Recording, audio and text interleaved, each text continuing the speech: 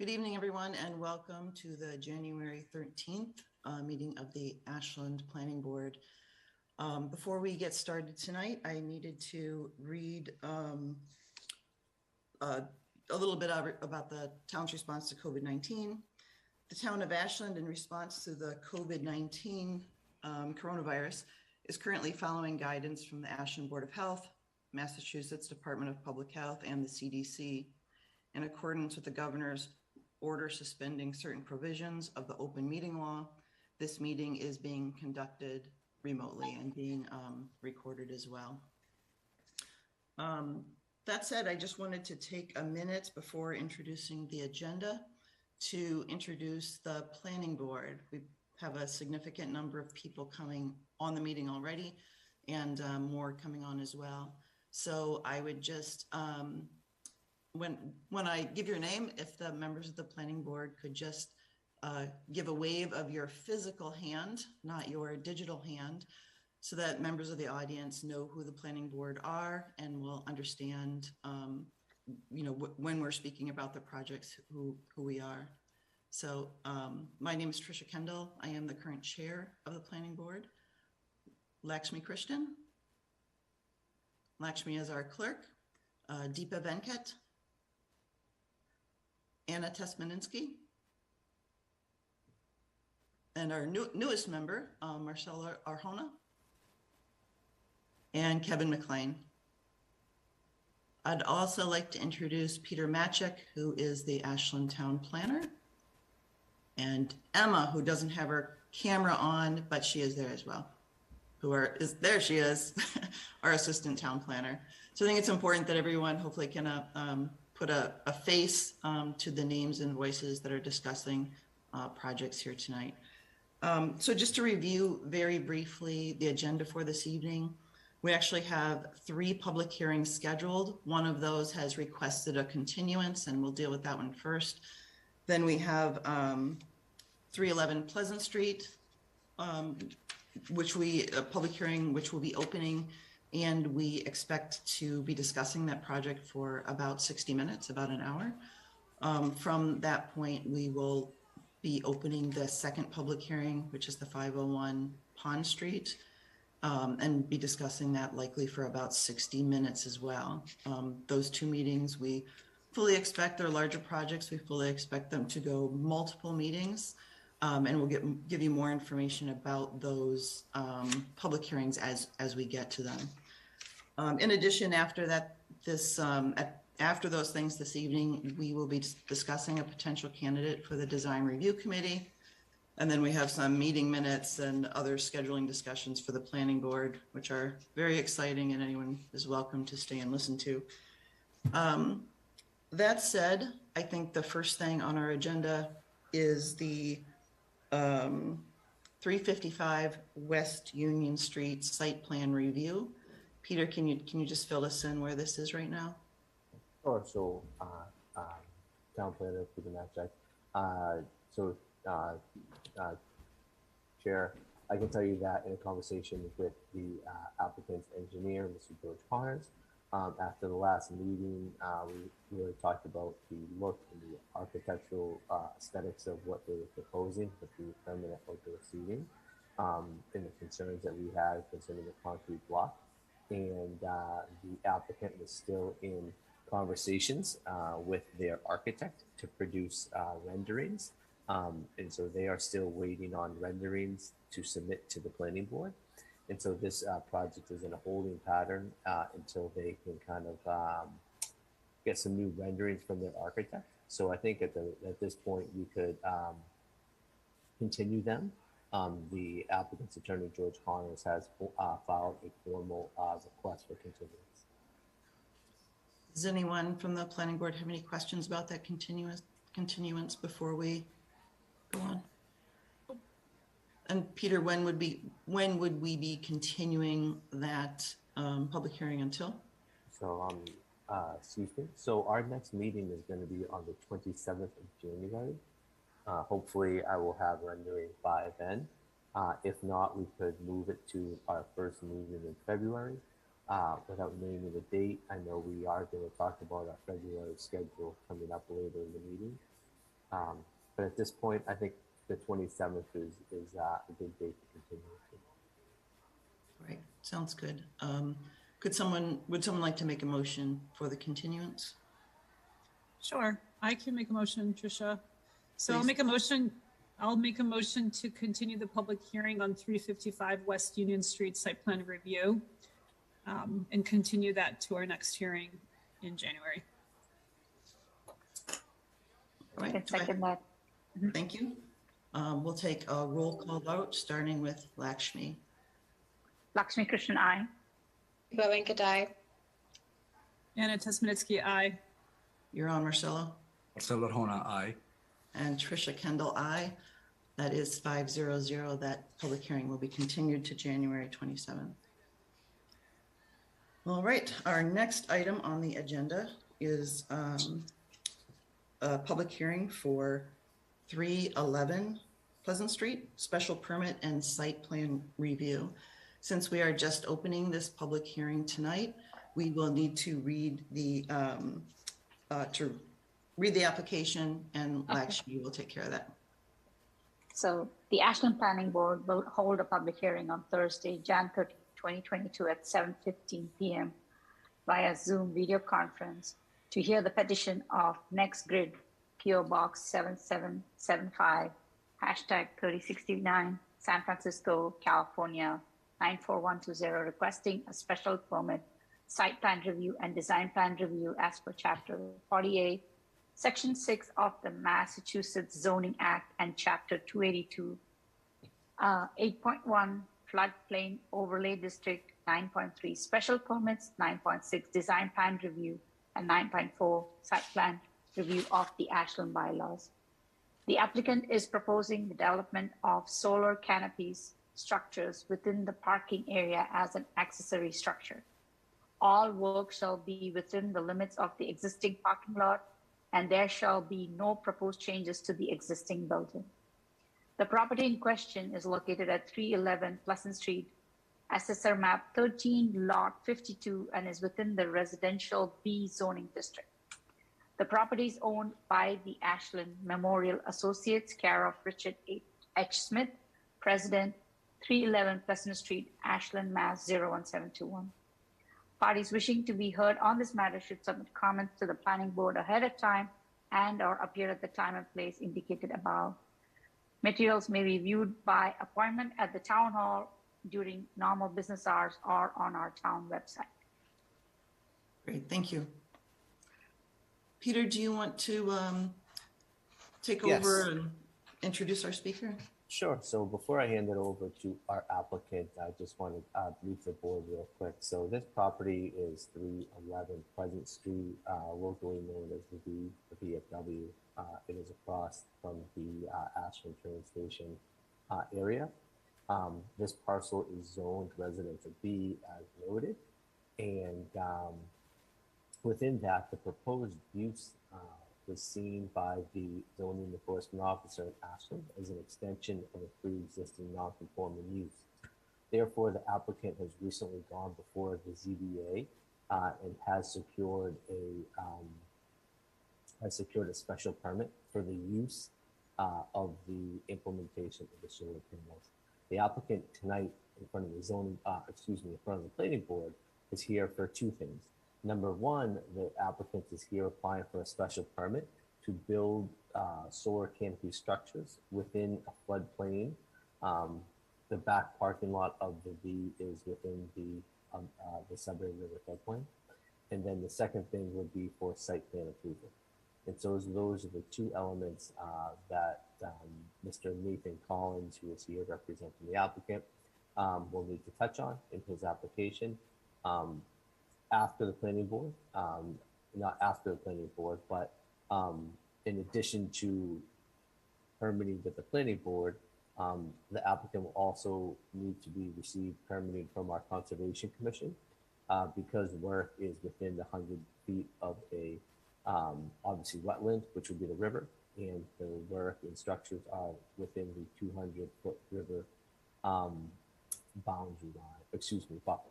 So If the planning board doesn't have any questions, I would ask Nathan Collins to step forward, introduce himself, and please present the application.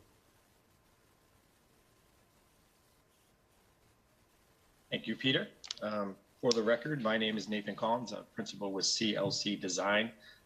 Again, here on behalf of NextGrid Inc., the applicant who's proposing these solar canopies. Do I have the ability to share my screen? Yes, you do. So just, can everyone see that okay? Yep. So this is just kind of an aerial photo just to give everyone a general idea of the property.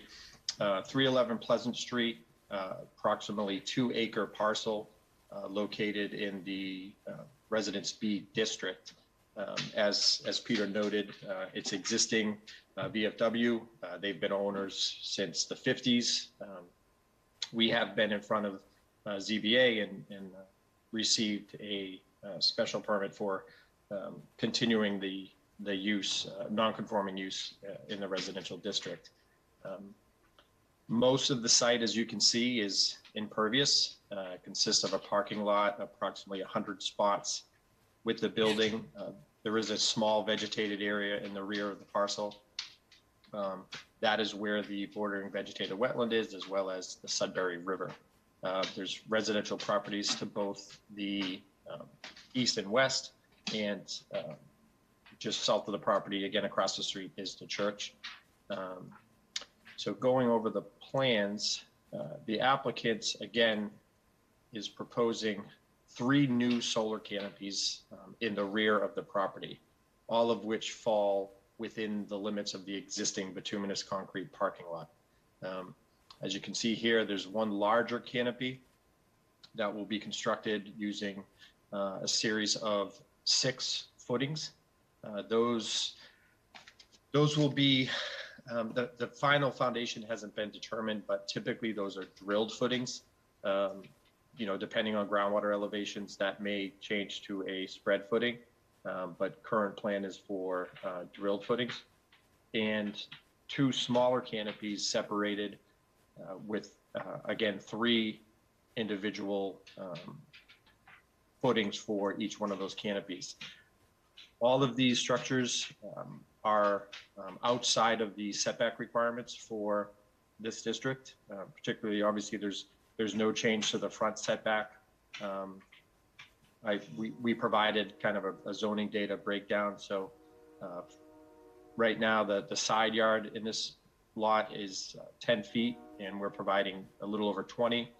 The rear yard is 30 feet, and we're providing a little over 40 feet in terms of setbacks. Lot frontage is not changing, and obviously the lot area is not changing based on what we're proposing. These particular canopies, as designed, they do not have a closed deck system. So the way these are constructed, bear with me. My computer's slow.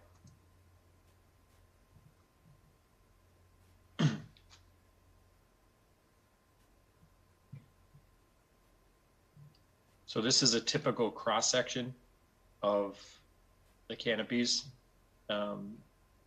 This being the larger one. So again, as I said, this is basically a C-channel system. So as stormwater flows and hits these solar panels, it will still drain vertically through, which again should have no impact to existing stormwater. There are no structures in terms of catch basins or manholes within that existing parking lot. Everything just sheet flows. And because we're within the footprint of the existing parking lot, we're not adding any impervious area. The layout of these has been done so we're not impacting any of the existing parking spots. The larger one is centered on the middle aisle for the parking. In addition, the smaller panels are located outside of the limits of that parking spot. So the V, if you will not be losing any capacity as it relates to existing parking. In addition, if you look at the site plan.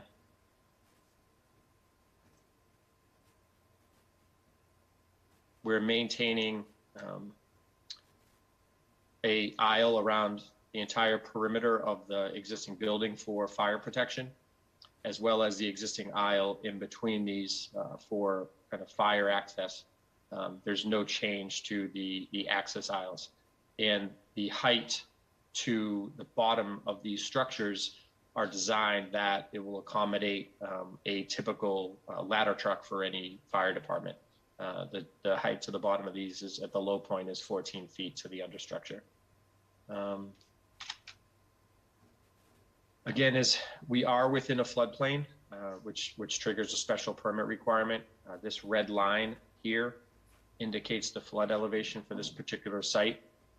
However, the total loss in terms of compensatory storage in this area is just over 2 cubic feet total, just because these columns are constructed with an I-beam that has a cross-sectional area of about 0.11 square feet. So again, it really has minimal to no impact in terms of flood capacity or issues associated with loss of flood storage within this area. Again, that's something that will be presented, as Peter said, to the Conservation Commission, being that we're also in their jurisdiction as well. That's really all I have as it relates to kind of what the proposed project is. I'd be happy to answer any questions that the board may have. Mr. Collins, while you're on that slide, could you just explain, there's a number of dash lines and different colors of lines on there. And obviously it's hard to read, especially for the for people who may not have looked at it. Could you explain what those various lines mean? I'd be happy to. So I'll kind of work my way down the plan. This dash line actually represents the center line of the Sudbury River, which per the deed is the limits of the property line. And then as we work down, this dash line represents the top of bank of the Sudbury River. This red line represents the limits of the bordering vegetated wetland. Working our way down, this green line is the 25-foot no disturb buffer. Again, our structures are all outside of that. We included a 50-foot buffer, but that's really not applicable to the town. And this dash blue line is the 100-foot buffer. And then we have our 100 and 200-foot inner and outer riparian zones associated with the River Protection Act. These dash lines represent the perimeter of what the solar canopy will be.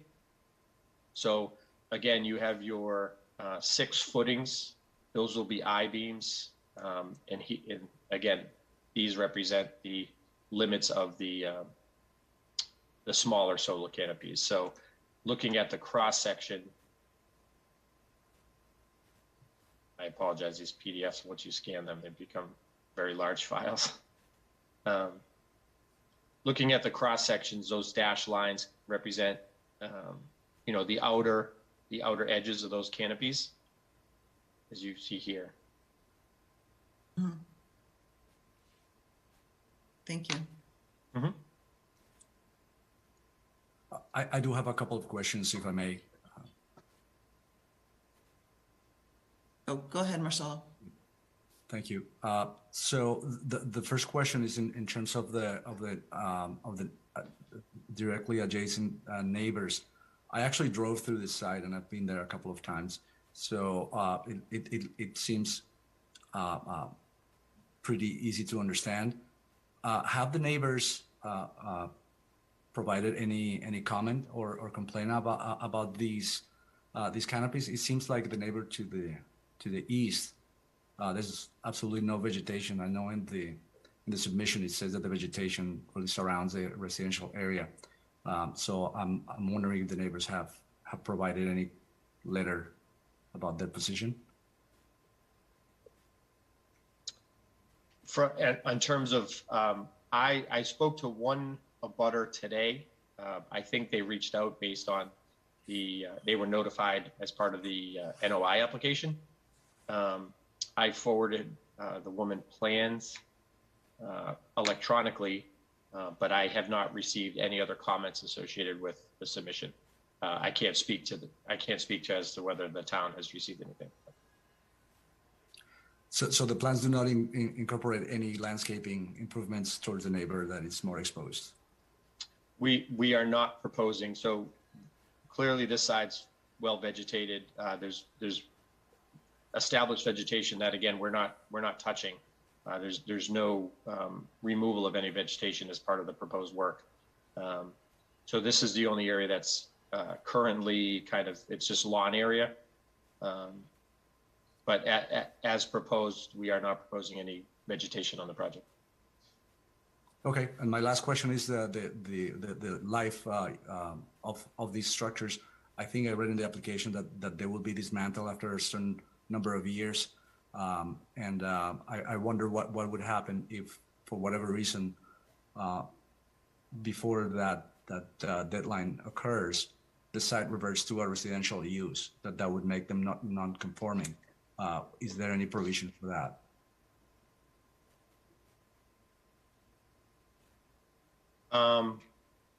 The short answer is no. Again, we received we didn't really get a change of use.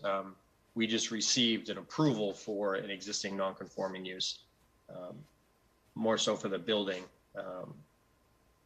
and the accessory structures. The non-conforming use is more associated with the V being a private club in a residential district. But we didn't request any change to the actual zoning of the Residence B district. Thank you. I just Other have one question. Go ahead. Sorry, Trish, you want to? No, please. Yeah, the question I have was ever a combination of canopies plus panels on the roof of the building considered for this project, or was it get-go? It was only canopies was the option that was looked into. My understanding, the interconnection submission was always just canopies. There weren't ever any panels proposed on the roof of the existing building. Okay.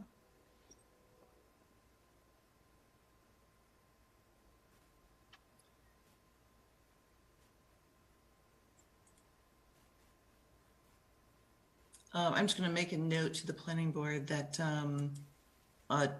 due to looking at the presentation on the screen, which I think is important, make sure it might be helpful if you raise your digital hand. And Emma, if you can help me keep track of that, that who might be ready to speak, because I can't see everyone at one time. Will do. Thank you. I was wondering, I have a question about, I know the parking lot isn't being replaced in any way right now, and this may be a question that tips over into Conservation Commission. But we have, there's new, I'm sure you're aware, stormwater regulation, new stormwater regulations by the state in the past few years. So at some point, if and when this parking lot is redone, it may be redone in a different way in order to meet some of those new stormwater regulations, I would assume. How does the structure of the canopies, are they affected in any way by that? Is that something that they're easy to work around? A different kind of paving system would be complementary to these structures, or? Yeah, so the footings themselves, I mean, it would be similar to having to work around a light pole in a parking lot. So it really wouldn't impact any contractor's ability to do any construction around or within close proximity to the panels. I guess the one limit would be the height of equipment that you may be able to use. If you were to, set any drainage structures or any subsurface leaching structures, but 14 feet would be, more than adequate because you're not talking deep excavations and large construction equipment that would be needed. Not sure if that answers your question. Yeah, I think so. Yeah. To the extent of my knowledge on it. I have one other question. You know, one important part of the purview of the planning board, and we read through your special permit conditions, which you've answered pretty thoroughly. Different issues about parking and utilities and things that we need to go through as part of a special permit process. And the tricky one is always neighborhood character and social structures to me, right? So, and this site is, you know, it's kind of a tricky one in a lot of ways. It's almost on the opposite side of the street of where it should be, given the uses and the solar overlay for this street is located all along the other side of the street, but not included on this side of the street. Most of well, at least to a great stretch on this side of the street is residential properties, except for this property, which obviously has been there a long time and is widely used by the community for a number of things. But yet there's the thing about, you know, and I think Marcelo is getting into this a little bit as well, about still how do you be a good neighbor to those single family homes that are there, to the residents that are living there full time. And so one of the things I was wondering is about, you know, how much the panels are seen from the street. I know that this site slopes downward. I don't remember how much. So I was wondering if that had been looked at in any kind of way to understand when you're driving along Pleasant Street or you're walking along that sidewalk, how low are these relative to where you are in the sidewalk? Where are these sitting? So right now, the grade at the street is approximately 201. And the grade in proximity to where these will be set is about 6 feet lower. And again, with a height to the bottom of the understructure of 14 feet, sightline wise, you're probably looking, you know, more at kind of the just front underside of the front panels, because the way these are sloped, again, to achieve the maximum absorption of the sun is there's a slight tilt. So the low spot is on the southern edge for all of these canopies. So, you know, obviously as you drive this direction, this side is very well vegetated with evergreen. Again, pretty much the entire run. So, you know, visibility will be limited in this direction. You know, as Mr. Arona had mentioned, you know, it is a little more open, if you will, in terms of sightline. But I mean, it's as you drive, you know, you'd have to turn your head, you know, pretty sharp to the right to get a view of them. Certainly, this building is a lot higher and will provide some mitigation to sight lines as you drive down Pleasant Street. There really isn't opportunity to provide any vegetation on the front of the parcel. You know, there's 2 curb cuts and it's mostly paved. You know, the only other potential for, and I'd have to explore where the actual property line is along this edge, would be to potentially for some evergreen on that side to appease, you know, a neighbor. Thank you. Are there other questions from the planning board? I guess I one mean, more. Oh, go ahead. I was going to say that I guess it's a comment and kind of a reinforcement of the prior questions. First of all, I'm excited about this project. I think it's really exciting to see this level of solar, if you will, happening. So I wanted to thank you for that. I think this is great. And as you know, the town just passed at a recent town meeting, the net zero resolution. And I think this is exactly what we need to start seeing in Ashland. personally, you know, I'm torn as far as, hey, maybe it's good to see this as we pass, because if we see it, maybe we'll want more of it.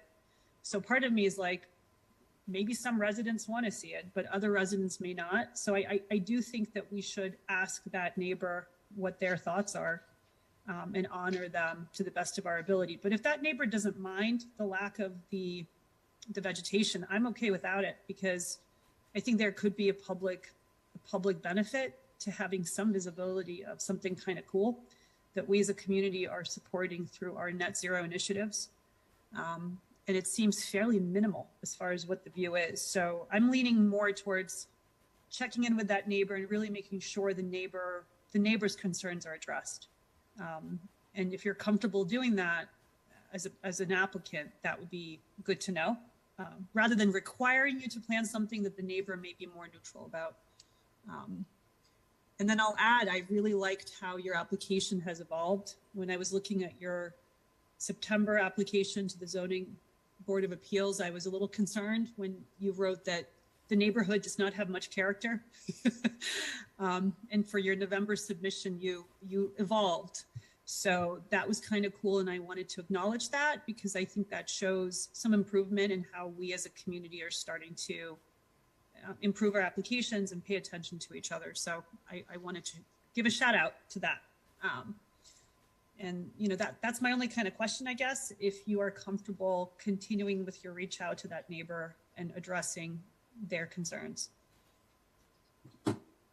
Yeah, we have no issues talking with neighbors or abutters. I know I just looked at the names of the owners. So this was the woman, Teresa Crandall, I think you pronounced her name. She was the one I sent plans to today. This property may be a rental. I'll have to look at, I know one of the abutters had their mailing address was in another town in Massachusetts. But I can, you know, we have our abutters list and I can confirm that lot and certainly reach out to them to get their feedback. I think that would be really helpful, so we can make a comfortable decision as far as visibility, because it sounds like it's not going to be particularly visible from the front. No. And is there a school across the way, the Metro West Christian Academy? Is that right, or it's more to the left? It's the here. Dream Gotcha. Station. It's a daycare. Okay, gotcha. Yeah, and then Okay. the MBTA parking lot is here. And okay, thank you. Are there any other questions from the planning board? If not, we'll open it up to public comments, and then we can come back to more of a planning board discussion, assuming we have time to do so. Emma, I will let you take care of the hands being raised. Great. Yes, I'll just ask everyone who'd like to make a comment to click the raise hand button at the bottom of their screen, or I don't think we have anyone by phone, but *9 if you're with us on the phone. And I'll invite Kathy Rooney to unmute. Hi, everybody. I think I did, actually. Yes, you're unmuted. Okay, great.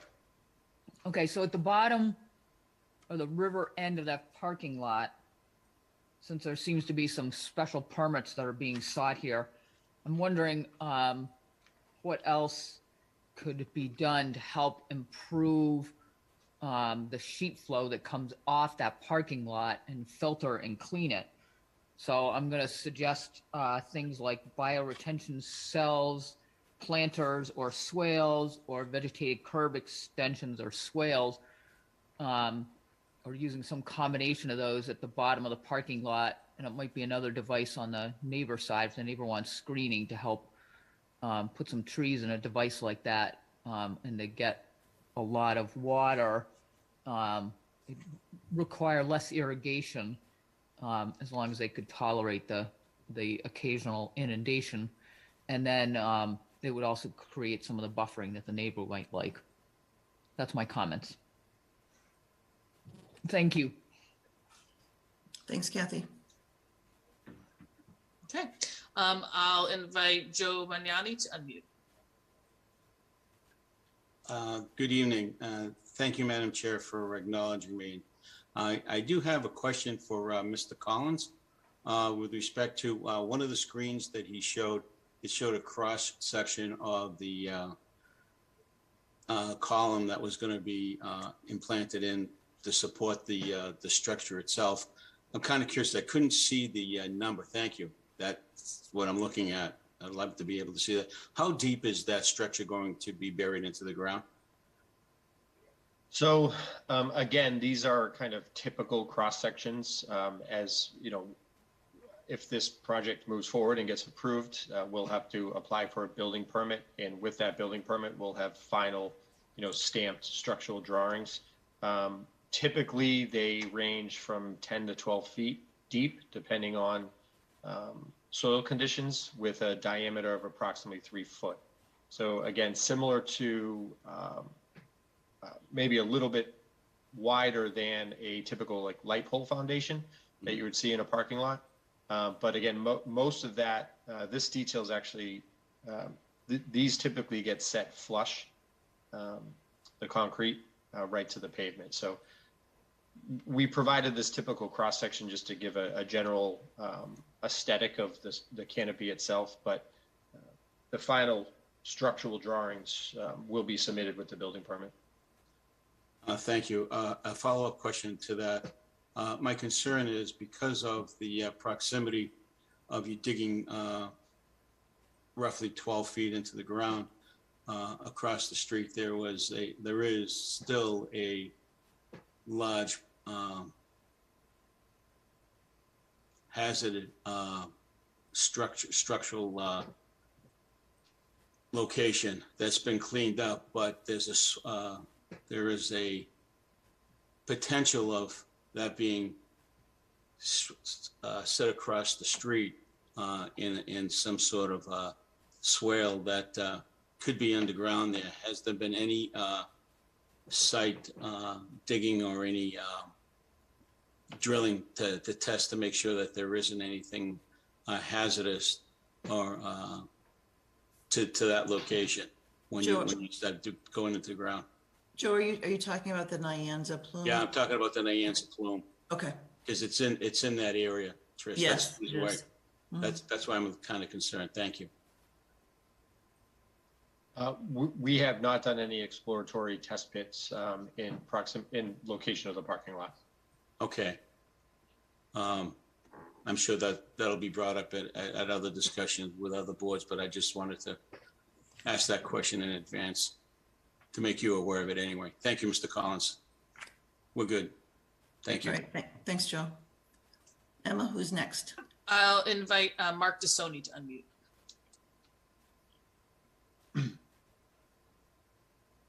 Good evening, thank you. I'm just going through some of my usual paperwork that I have from the town codes and stuff like that. So I'm gonna ask just probably a couple of short questions of probably how it fits. So one of the questions in the it's titled zoning. So can I go in there or no? What are you asking to do, Mark? I'm going through the town bylaws, the town codes to ask my questions. And I have I'm on page 282 on dot 97 page, and it says zoning. I think you'll have to read off to us what you're looking at and what you want to discuss about it in the form of your question. Okay.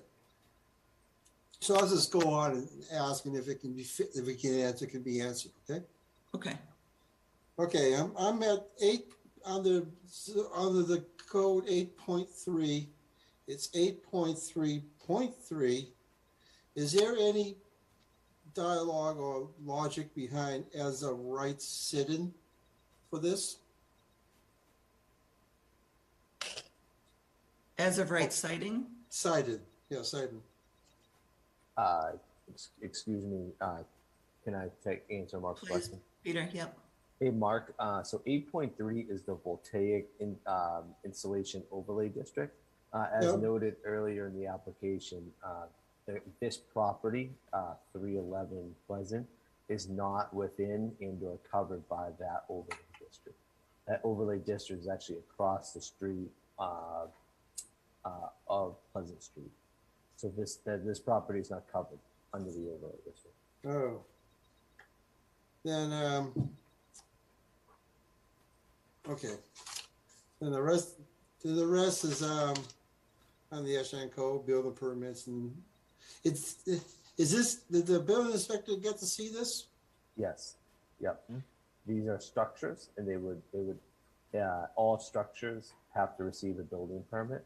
We're not there yet, obviously, Mark, but yes, these would have to be approved by the building commissioner. Okay.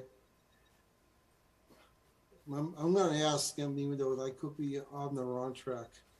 Is there any 1 or 3 line electrical diagrams to go with this? There were, yes, there were diagrams submitted for our interconnection permit. We did include them with, as a reference document with our application. So these were the interconnection plans approved by Eversource. So again, any proposed solar canopy, whether it's ground mounted or whether it's a parking lot, has to get approved for connection to the grid prior to any movement forward. And this particular project has been approved by. And all of those connections are underground, obviously. Yes, there's one. There's a new utility pole that would be installed along the existing overhead, and this is all underground. That's correct. Okay. How about is there any site controls that's going to be involved in this? We have proposed erosion control, if that's what you're referring to. Project proponents shall submit documents of actual proposed access and controls of the project site.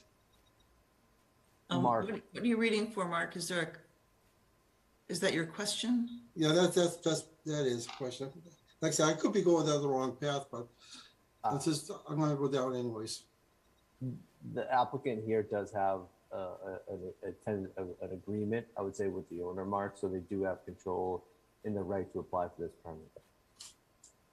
Okay. And keep on correcting me if I'm going down the wrong path. Anybody, please. You talked about the setbacks, which is, as I'm looking at it right now, is the basic back of the parking lot by the Sudbury River and the buffer distance and all that, right? Yeah, I think all the setbacks were okay, Mark. Okay.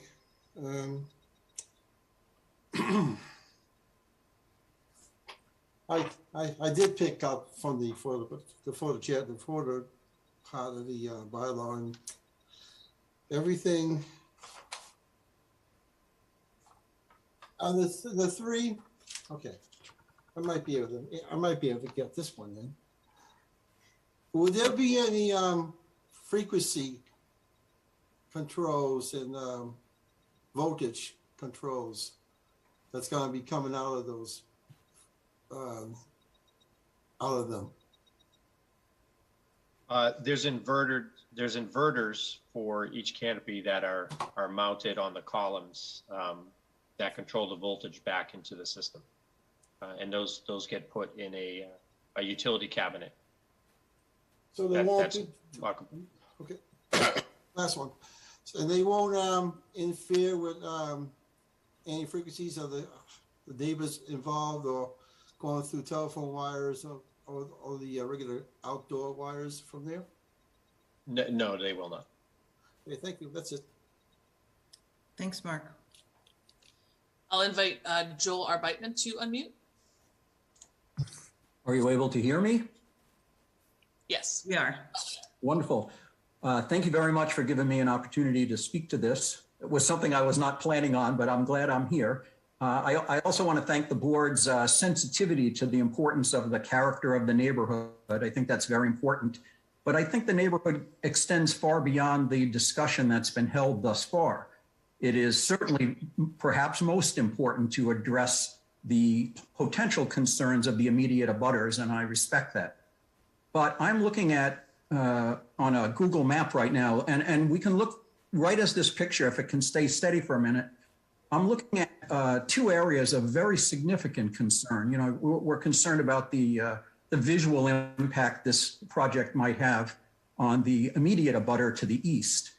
And I just want to emphasize that I too am a very strong supporter of solar. You know, we obviously need to do something to mitigate the ravages of climate change. I want to emphasize that there was a time that I may have been the sole voice. I was certainly a very lonely voice pushing for the deployment of solar panels at Ashland High School, which eventually became a very important project for the town. So I'm very supportive. However, having said that, I'm also a supporter of open space and the aesthetics of the community. When I look at two projects that the town has run, and I see Roberta Suhlman here, so I'll defer most of the second part of this to her. But I want to emphasize that we have spent a lot of money in this town on two projects. One was along Ponderosa Road to take advantage of the scenic beauty of the Sudbury River that lies immediately north of this project. It's visible right now on your screen. It's probably closer to the solar panels to the north than the building is. So that's one great concern. Looking at the trees on Google Maps, it does not look like those are evergreen trees along the river there. And what I guess I'd be encouraging the planning board to do relative to Ponderosa Road before they go ahead and approve this project is to get some really good pictures of what the view is going to look like for such a scenic, beautiful area behind the building along the Sudbury River. This is a fairly kind of commercial looking project. I appreciate Anna's interest in promoting solar and having more people become aware of it, but this is a really sensitive, scenic area here, and I'm very concerned about the impact of these particular panels, as I am for all the money the town has already spent on Marathon Park, which lies, if you can see the residence immediately to the west along Pleasant Street, immediately adjacent to the Target property here. Just beyond that is, and you can see it on the picture that's being shown right now, Marathon Park. When I go there, I usually walk all the way up to the river. There's a beautiful little waterfalls there. The sound is great. The scenery is great. The applicant's statement, and I have not been out there, I'm not questioning this, but looking on Google Maps, I don't see a whole lot of evergreens, number one. And even if there are evergreens, I guess the question I have is if you use Marathon Park and walk up to the river where that beautiful waterfall is, which I've done many times, and you look to the northeast, you're not looking at beautiful fall foliage. You're not looking along the riverbed there. You're looking at solar panels. So I guess my request to the board is to request from the applicant to go out and take about 50 pictures that could be presented to the board at a subsequent meeting, or perhaps have the board go out and do a site walk out there, a site visit, and make an assessment about what the aesthetic impact of those panels is going to be on two key town open space parcels. One is the Marathon Park, on which, again, we've spent a fair amount of money. And two is Ponderosa Road, which lies immediately parallel to the Sudbury River, just north of the panels, just out of view of the current picture. So that's all I have to say. I hope the board can follow through and make a good objective assessment of what the situation is there regarding the aesthetics of the nearby open space parks. Thank you. Understood. Thank you, Joel. I'll invite Roberta Suhlman to unmute. Hi, thank you. Thanks for the chance to say a few words. I apologize for coming in the middle of this. I had a work Zoom that just ended at 7:45. So, and I hadn't planned to be here for this. I was planning to be here for another aspect of the planning board meeting. As well versed in the mapping as Joel Arbeitman is, I am not as well versed in mapping and have been known among my friends to be map challenged. That being said, I did see an earlier sketch that was up here that showed how close this solar panel project is to the final phase of where the Riverwalk is going to be. And the final phase of the Riverwalk is planned to come from behind where the VFW is and right behind Marathon Park and come over to the river and then connect over to the train station. And there's another bridge that we're planning to build. And again, it's an open space, beautiful area. And it's not just the money, it is the beauty of that space and that area and what's already been done with regard to the Riverwalk with the observation deck and the bridge. And I really would urge the planning board to go for a site walk. The Open Space and Recreation Committee would be happy to accompany you and show you what our plans are. And I would urge everybody to pull out the Riverwalk engineering drawings and see exactly how it will be impacted. And if in any way it's going to be adversely impacted, I think this project needs to make an adjustment or a rethink or something, because it would just be tragic to adversely affect or damage the beauty of the Riverwalk and the Sudbury River and all that we're trying to accomplish there by having this decision be made without full information. Thank you. Thank you. Just a quick question, Mr. Collins, have you looked at the solar panels over the high school? I was wondering how similar these structures are to the ones at Ashland High School as a point of comparison, or isn't the exact look of them determined yet? I personally have not been to the high school. Okay. You know, this is generally the aesthetic, and again, you can get creative in terms of powder coating steel or color of steel. These are higher, but generally the framing underneath, and then the panels just sit directly on top of that framing. And then this is typical column cross section. I can kind of zoom in if you want. Okay, so that would be this particular canopy, you know, the columns, the steel was colored green, you know, to help kind of mask the aesthetic. So, okay. But we are proposing any lights, you know, under, like if you look at this canopy, this actually has lighting underneath. We're not proposing any of that. There's no lighting today on that parking lot. So there's no safety lighting that we have to replicate. And would you be willing, if I could you be willing to plan some, assume for a second, you know, the planning board decides to dig deeper and get kind of a visual from the river side and concludes that the view is a little bit, requires some adjustment. Are you willing to kind of shift color schemes or design elements and or maybe plant a couple of trees or sort of discuss that? Are you kind of open to that? You know, certainly vegetation in terms of landscaping is, I wouldn't imagine my applicant is opposed to that.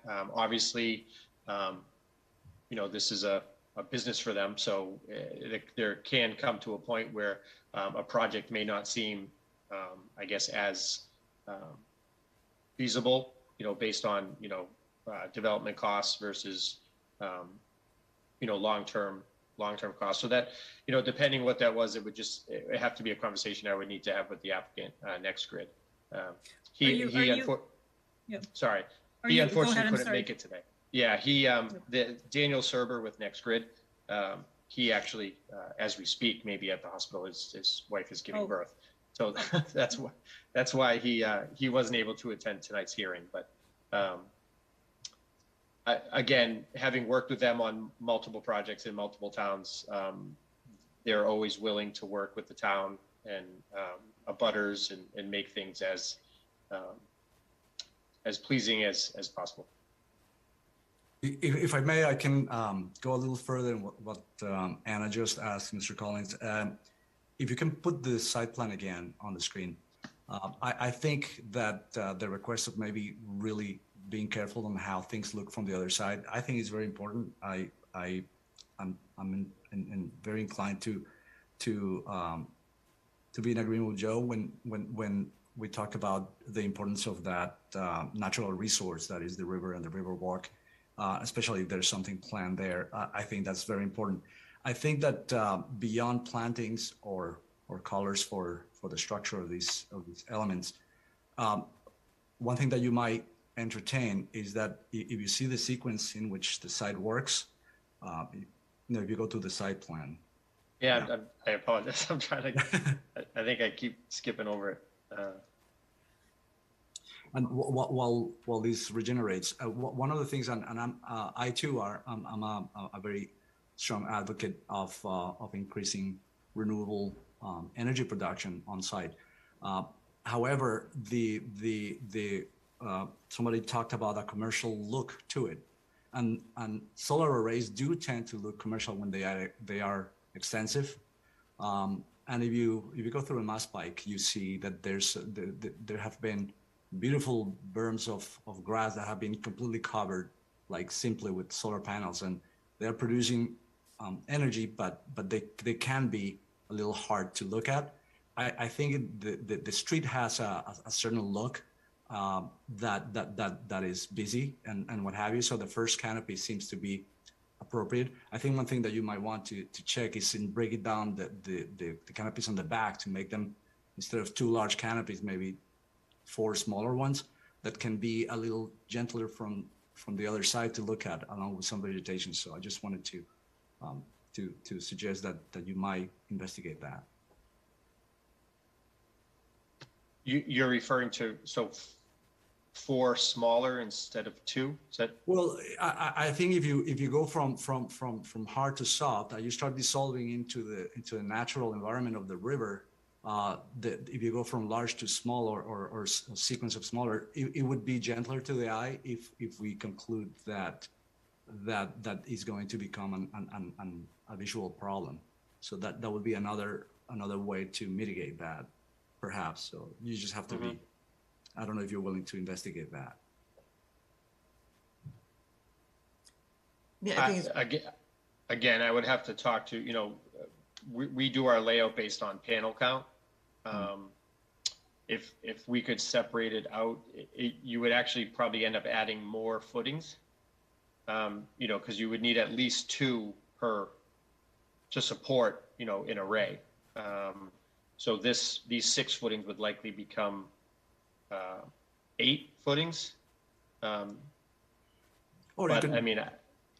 could consider some gaps in between the panels. You may not get the full count, but they don't look like a full plane that's very extensive. So I think the point is that the large middle panel, even though it's larger, is in some ways more easily acceptable than the 2 smaller ones that get closer to the river. That the larger one seems kind of the building. It's very much related to the building, and kind of read it that way. Where the 2 smaller ones, even though they're smaller, seem to be encroaching on that natural environment more. And so they're maybe the ones that stick out to us more as potentially, potentially visually problematic.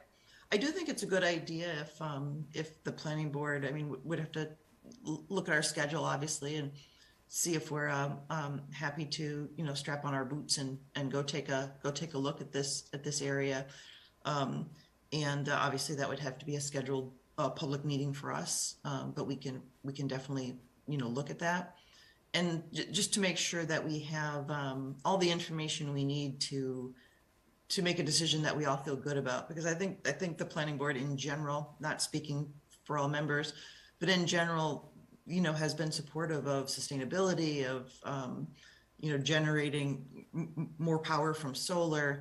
On the other hand, the flip side of that is also a strong wish to preserve all kinds of natural views in our community. And here, those two things that we both support are coming into conflict a little bit. I don't think it's a serious conflict, but it is a conflict, and that's one we want to proceed carefully with. So, so there's more information that we might have to gather on that. I also think Lakshmi's suggestion, or a question, if solar had been investigated on the building as a whole, which has a large, I don't know what the structures look like of that building, of the building's roof, but obviously this thing gets a lot of southern sun, and wondering if that would be a way to utilize that building as well. Yeah. So I mean, just based on shading, really the only you have, this southern facing, but is again directly facing the street, and then portions of I would guess the western side of this larger roof. But with the shading and everything in here, your production level would be minimal. Sure. I haven't seen a shading report specifically for that roof. But I'm guessing that's why it really wasn't explored. Right. The east and north sides are tough, obviously. Right. Are there any more questions from the planning board or from the public hanging out there? There are no hands raised for the public. Okay. Does anyone in the planning board have any other comments that they want to make at this time, or suggestions about how we want to proceed as the next step with this project? I mean, I'm in full agreement that we would benefit from a site walk. We could do a retreat at the VFW, Tricia. I was going to suggest the same. Yeah, they have an open space. But in all seriousness, I really appreciate the public comment, because we all come from this from a different perspective, right? So I was focused on the front view, and I did not consider the river view. So I do appreciate that blind spot being removed, so to speak. I think this is an important detail that we want to get right. As I'm listening to this, I definitely lean towards solar, and I want to make sure that we encourage this project as much as possible. And there's got to be a way. There's got to be a way that we can find a good balance, right? And this is a strong board with Marcelo added on, and I think we can figure this out. So I hope that the applicant continues the conversation, and I'm looking forward to being on the site. So I think in summary that we would be looking for the planning board, and obviously at public meetings, public would be welcome to take a walkthrough of the site. We are looking for the owners, the applicants' feedback on possible vegetation, maybe not only in where the solar panels are, we didn't really discuss this, but also on the boxes that I think get close to that one resident. We would also be interested in if that is a rental property on the east side, to understand the actual owner of the property's viewpoint, on that, because obviously a renter and an owner might have very different takes on it. Mm-hmm. And then I think I'm also wondering when the hearing with the Conservation Commission is scheduled. I believe it's the 24th. Okay. Of January. Okay. So it would be interesting for even some of the questions we have. Some of those really are in their purview, and we would be wanting to, understand what things look like from their point of view as well. Just I have one small thing, wondering how occupied are those parking lots at the back? Because if we are worried about structure of 6 columns, but you have a series of cars parked at the back, your visual is automatically affected wherever you are at the kind of the river walk or whatever.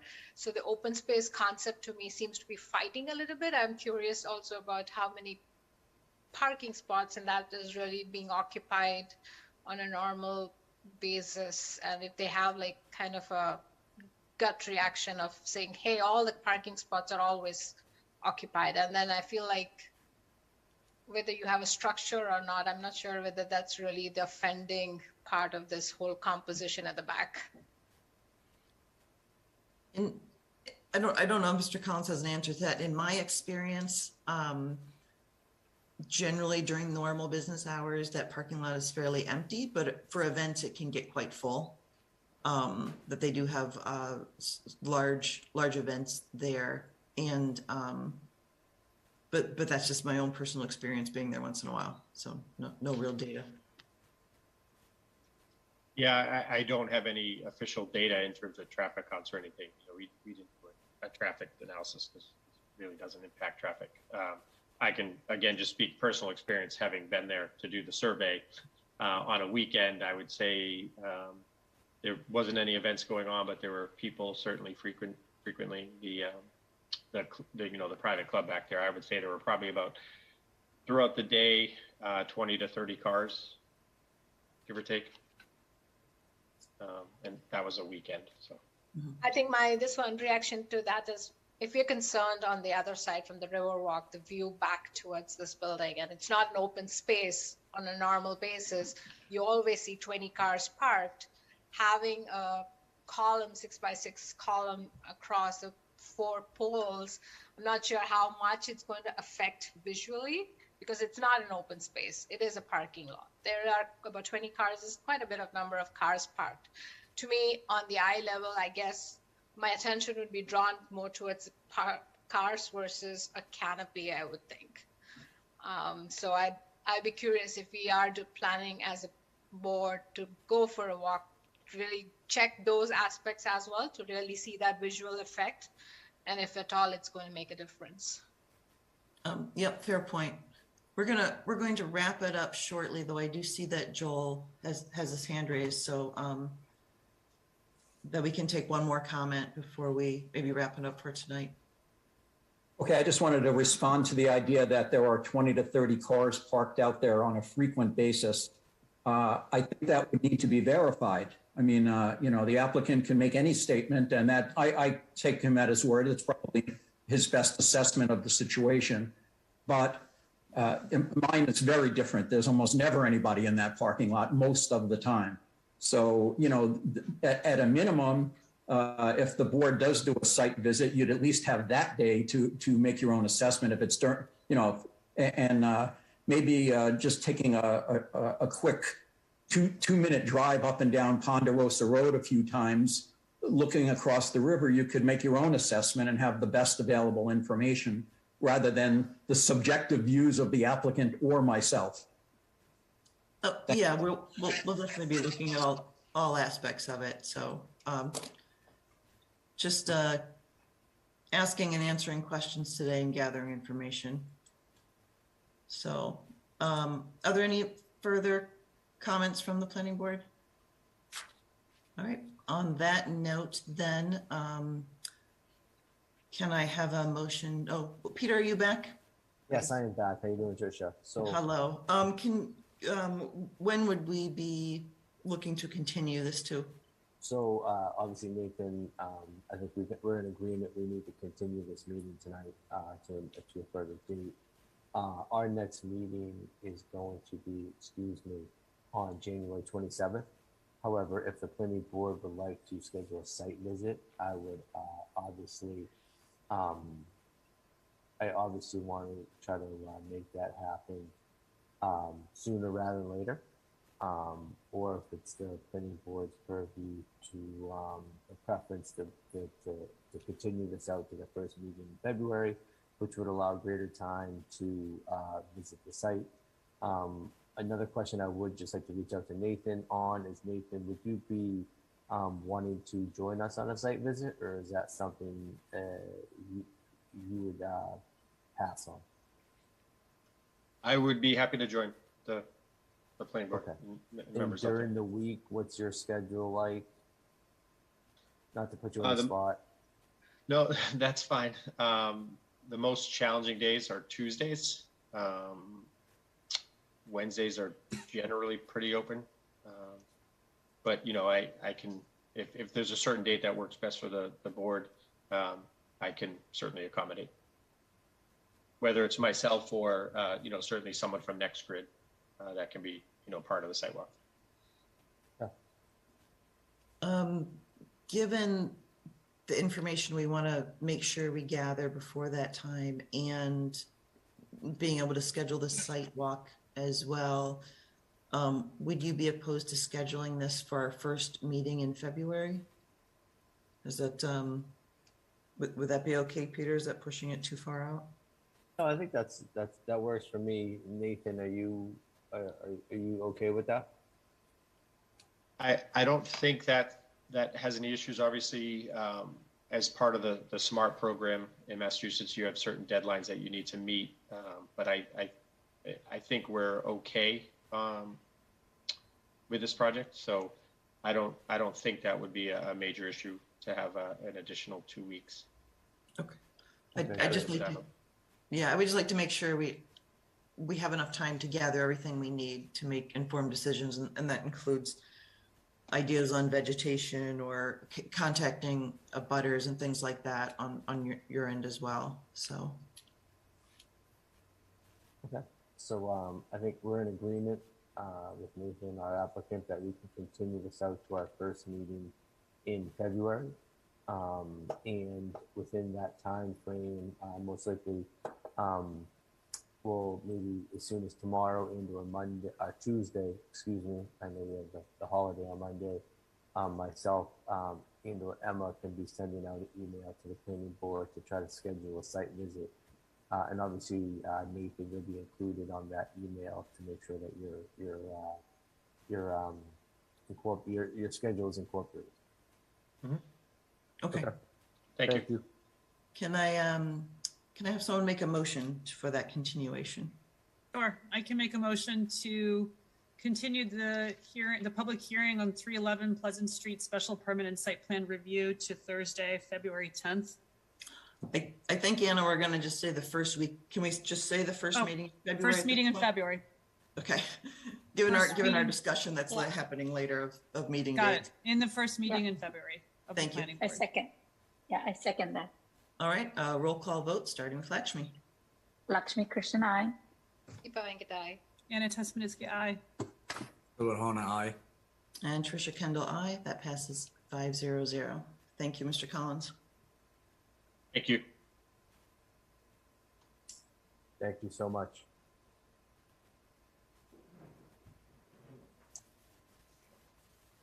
All right. We are moving on to our next agenda item, which will be the 501 Pond Street. Before the 501 Pond Street public hearing, before I have asked Lakshmi to read that application, I'm just making a note that for this public hearing, Planning Board member Anna Tesmanitsky is recused, as she is a direct abutter for the property.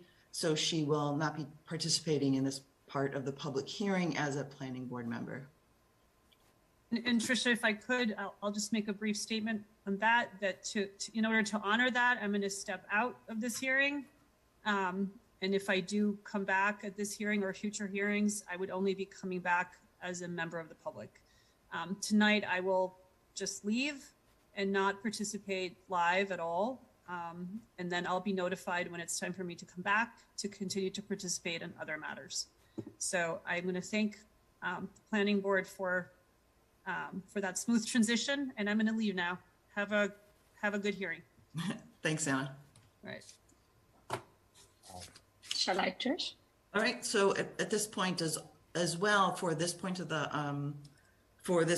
the meeting and for this public hearing, and it is important to understand that our associate member Kevin McLean will be stepping into the 5th seat as a voting member of the Planning Board.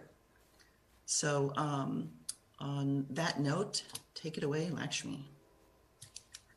The Ashland Planning Board will hold a public hearing on Thursday, Jan 13, 2022 at 7:15 p.m. via Zoom video conference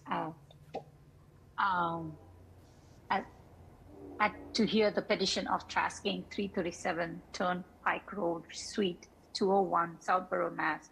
01742, requesting a special permit, design plan review, and site plan review as per Chapter 40A, Section 6 of the Massachusetts Zoning Act and Chapter 282, 8.8 Pond Street Mixed Use Overlay District, 9.3 Special Permits, 9.6 Design Plan Review, and 9.4 Site Plan Review of the Ashland bylaws.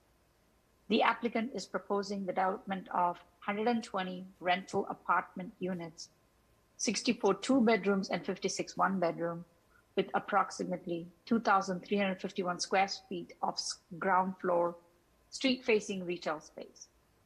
The project provides a total of 160 parking spaces, 9 spaces designated for retail use, and 155 designated for residential tenants and guests.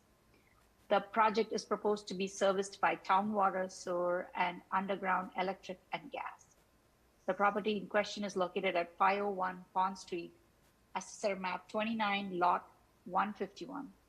The property is within the Highway Commerce Zoning District and the Pond Street Mixed Use Overlay Zoning District. Parties wishing to be heard on this matter should submit comments to the planning board ahead of time and/or appear at the time and place indicated above. Materials can be viewed by appointment at Town Hall during normal business hours or visit our town website. For more information or to submit comments, please contact Peter Matchett. You're on mute, Tricia. Sorry about that. Thank you, Lakshmi. Peter, can you introduce the next project and let us know who is going to be doing the presentation tonight? Sure, thank you so much. So this next project, as Lakshmi just stated, is 501 Pond Street, which is being proposed by Trask Development. Tonight, as Lakshmi stated, this proposal includes 120 rental units. It is important to note that within the proposal, 25% of the units would be at the 80% AMI, which would therefore mean all 120 units would count on the town's shared housing inventory.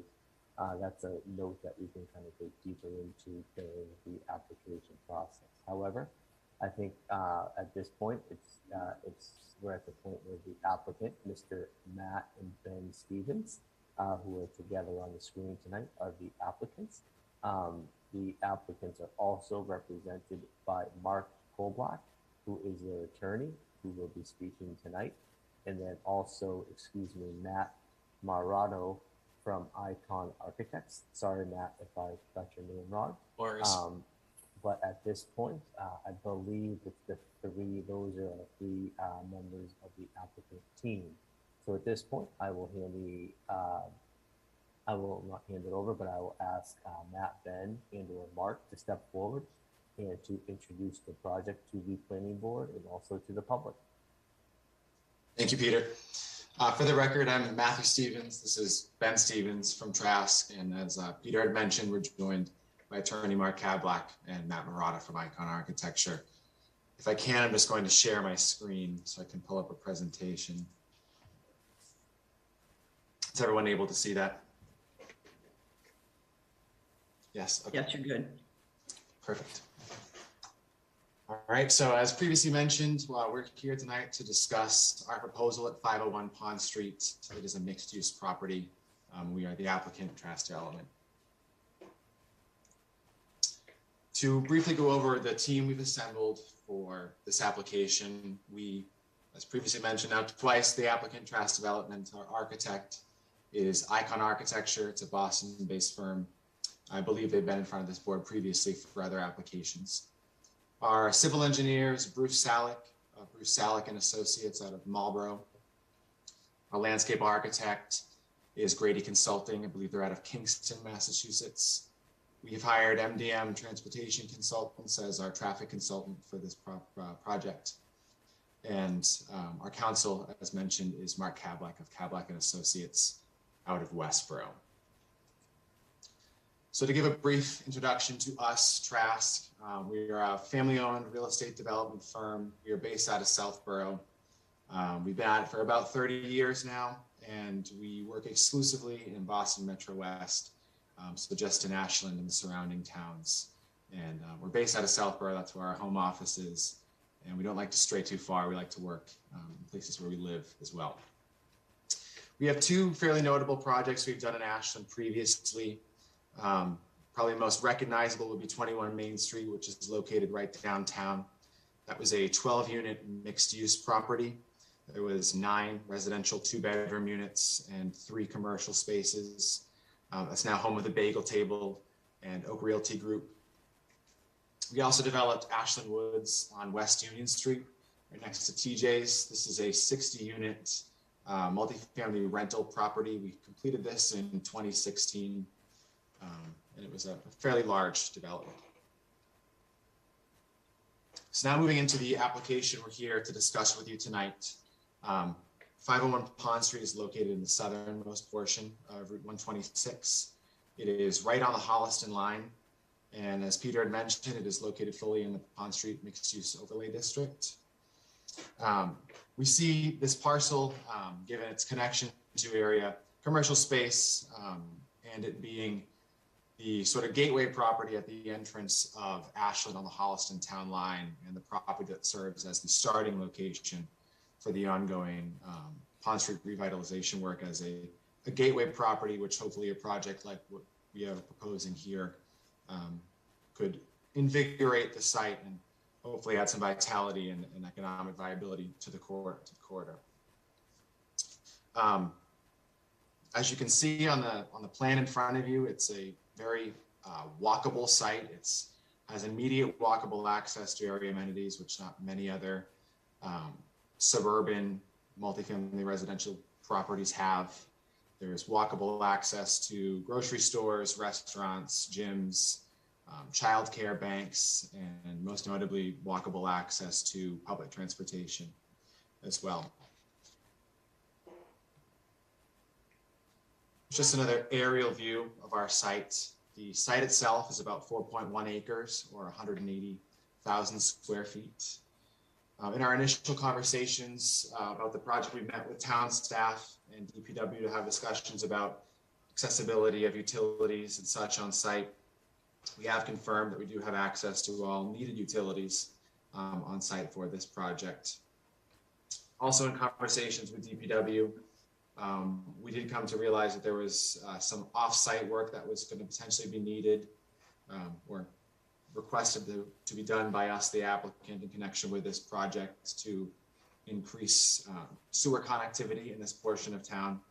So we have agreed to do that off-site work in connection with this project. And my understanding is that based on conversations we've had with DPW and then Haley and Ward, the town sewer consultant, is that the work we're going to be completing off-site would just increase the connectivity for sewer in this portion of town. The site itself is fairly easy to develop. It's essentially flat with the exception of some man-made hills which have been left over from material storage from the current owner of site. It's free of any wetlands. We have a couple hundred feet of frontage on Pond Street, Route 126. And we are currently accessed by Converse Way. There's a curb cut on Converse Way, which is private. And we are going to be maintaining that curb cut as our main entrance to the property that we are proposing.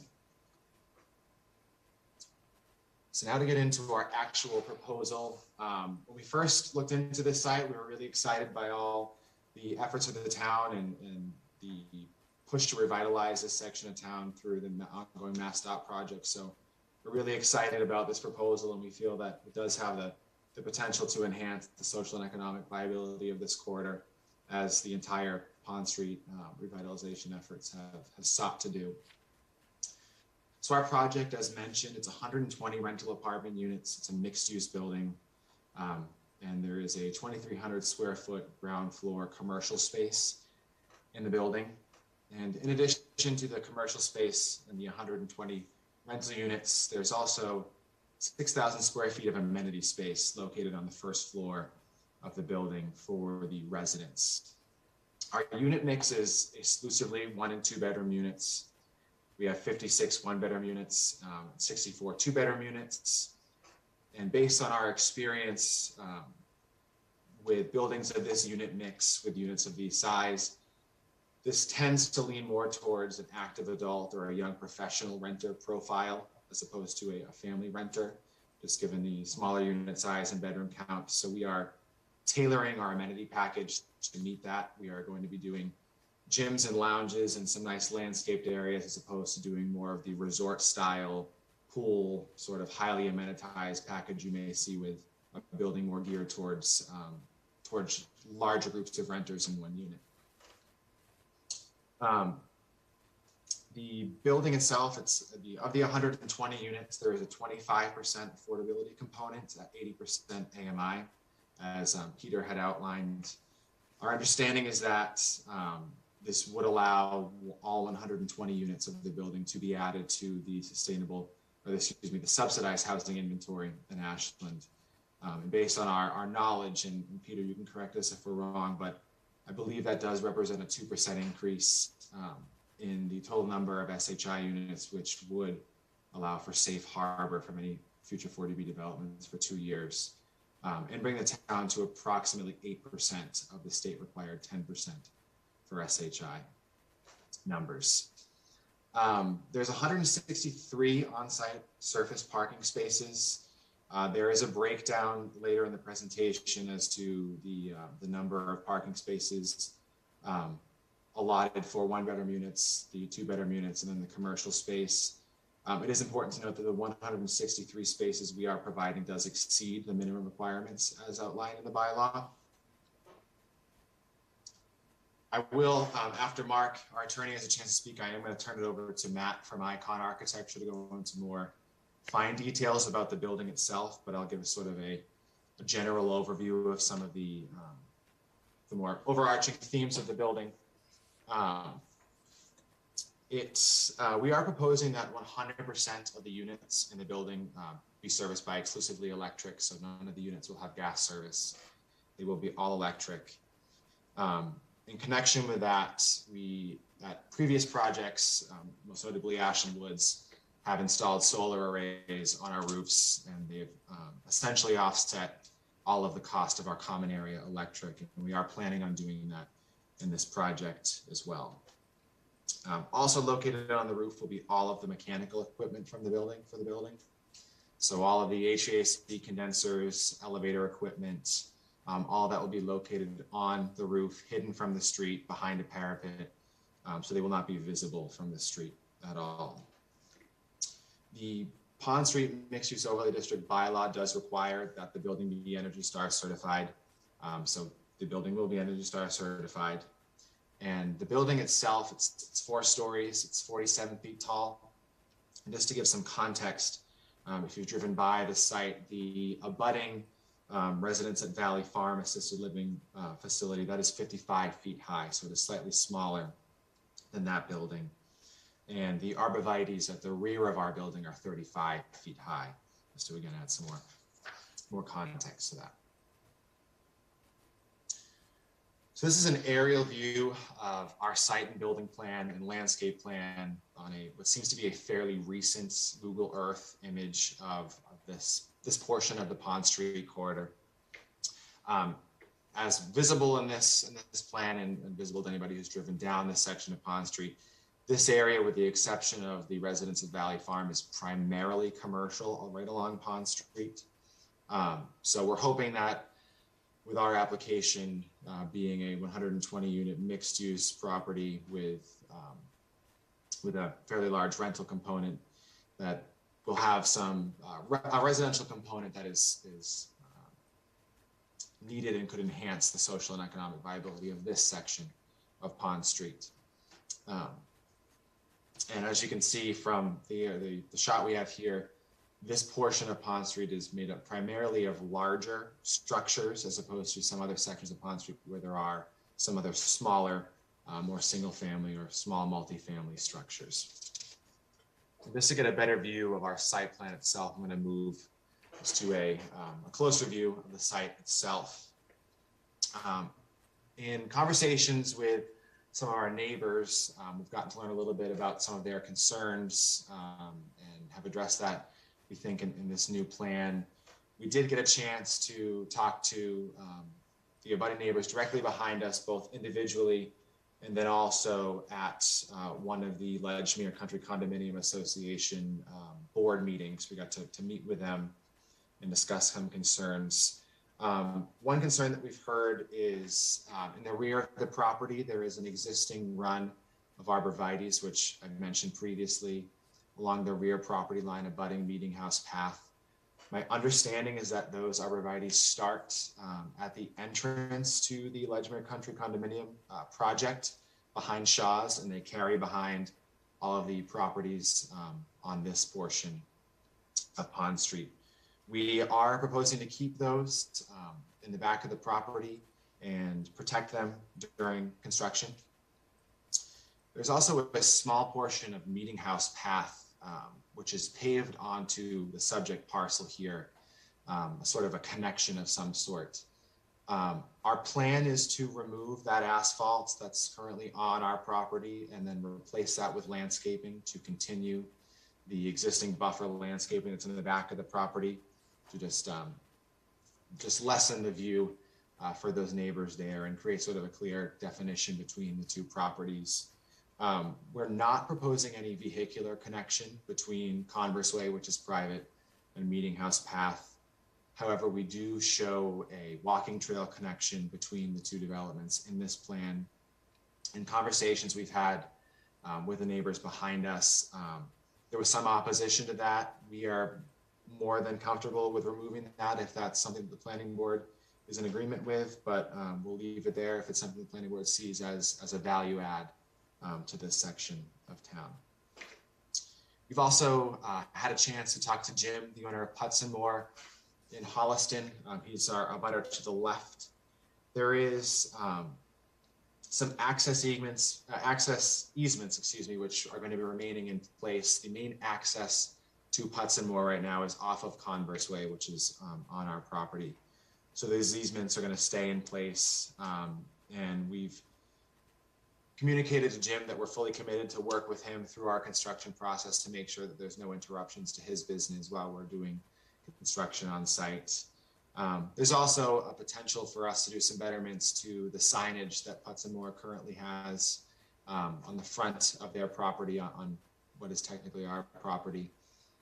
We are proposing a school bus stop there with some hardscape, and we'd be more than happy to enhance the signs that he has there, as it's going to be in the same sort of general area as that.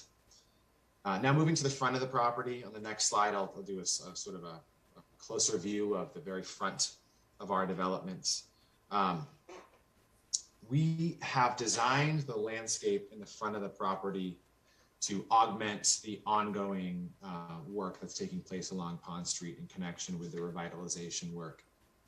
So as you can sort of see on this slide, and we'll go to an even closer look on the next slide, we have about a 25-foot strip of landscape in the very front of our project, in front of our parking lot, which is going to touch that new 8-foot pedestrian walkway that is being installed along Pond Street.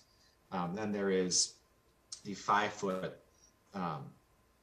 landscape strip touching Pond Street and the sidewalk in front of our property as well. And my understanding is that the sidewalk is starting on our property. So this would be the entrance to the sidewalk on Pond Street in Ashland. And it'll continue all of Pond Street up through Ashland to Framingham. It's also my understanding that there's going to be trees planted in that 5-foot strip, approximately every 25 feet, starting in front of our property as well.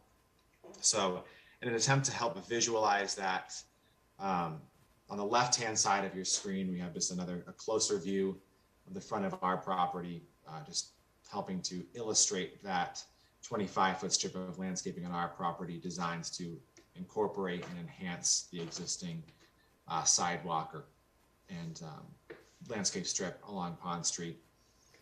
The pedestrian walkway is noted there. There is a black line on this slide here going through the pedestrian walkway. That's our property line.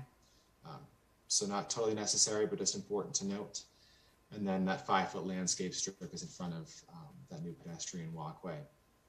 And to help visualize that further, on the right-hand side of your screen, this is a rendering that I believe was prepared by the Cecil Group in connection with some early discussions about the Pond Street revitalization efforts. It's on exactly the same scale, I believe, as what is actually been approved and being installed along Pond Street, but it It's there to help demonstrate that there will be landscaping on our property, and then an 8-foot pedestrian walkway, and another 5-foot strip of landscaping before the actual road onto Pond Street. So it'll be similar to this, not exactly the same, but similar, and just we're trying to help illustrate what exactly was going on in front of the property there. So that was a very brief introduction to the sort of general items of our project. I'm now going to turn it over to Attorney Mark Kablak to discuss items of the project in some further detail and in the context of the overlay district as well. Thank you, Matthew, and good evening, board members. As Matt said, I am an attorney. My office is in Westboro, and this project, which is in the Pond Street Overlay District, had 3 main purposes when the town enacted the district. One was economic development to enhance residential activity and commercial use. Second was to make efficient use of existing infrastructure. And third was to provide access to employment opportunities and services. We think this parcel in particular, for all the reasons that Matt stated, is ideal for achieving all 3 of these. The property is a transitional property, if you will, to residential development at the rear along Meeting House Path and existing commercial development along Pond Street. It will provide an integration, if you will, of residential facilities to be proposed here in this project with the existing somewhat underutilized commercial activities in what we would commonly refer to as the Shaw's Plaza. In addition, this property currently is fallow, has been largely disturbed, and I would say has been in need of some attention for some time.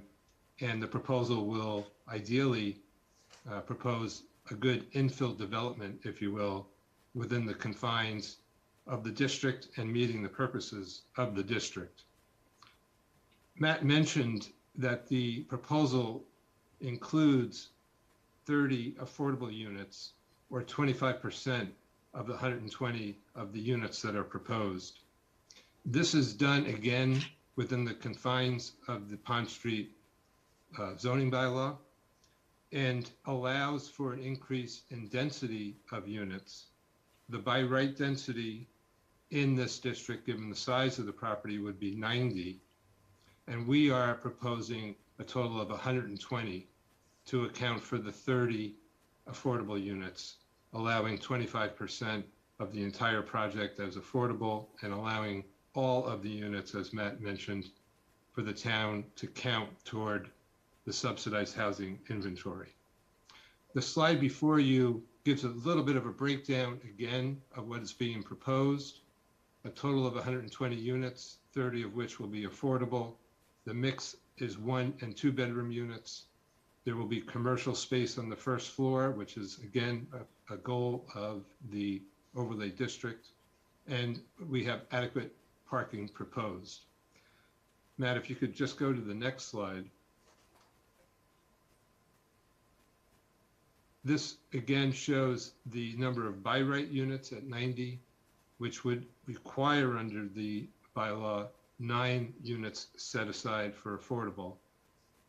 And under the current proposal of 120 with 30 units affordable, we're giving the town and the state, which is in much need of housing, 21 additional units of affordability. If you turn also to that dimension slide, Matt, which shows required versus proposed.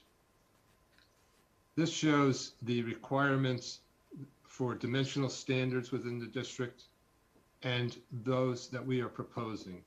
And as Matt mentioned in his presentation, the building is compliant with respect to height.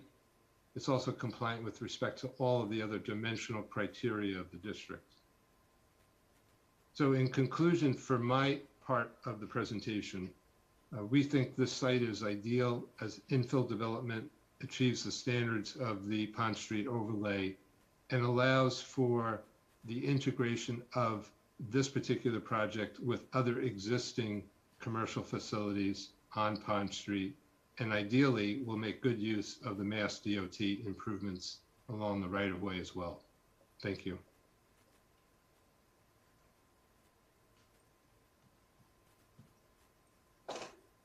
Now, Matt, I'm going to turn it over to you now. If that works. Thanks, Matt. Thank you, members of the planning board. My name is Matt Murad. I'm with Icon Architecture, and I'm associate principal there. We are a 40-person woman-owned business based in Boston.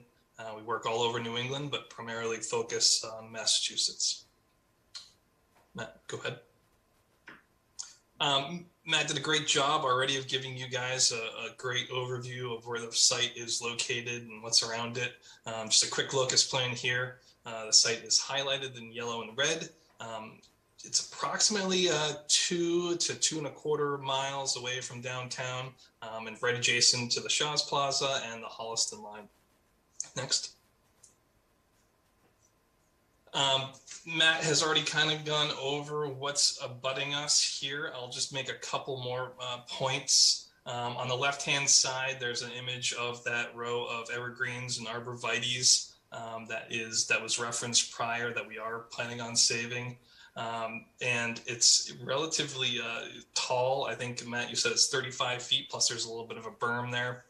We'll have a perspective later on in the presentation kind of illustrating what that might look like when the project is built out.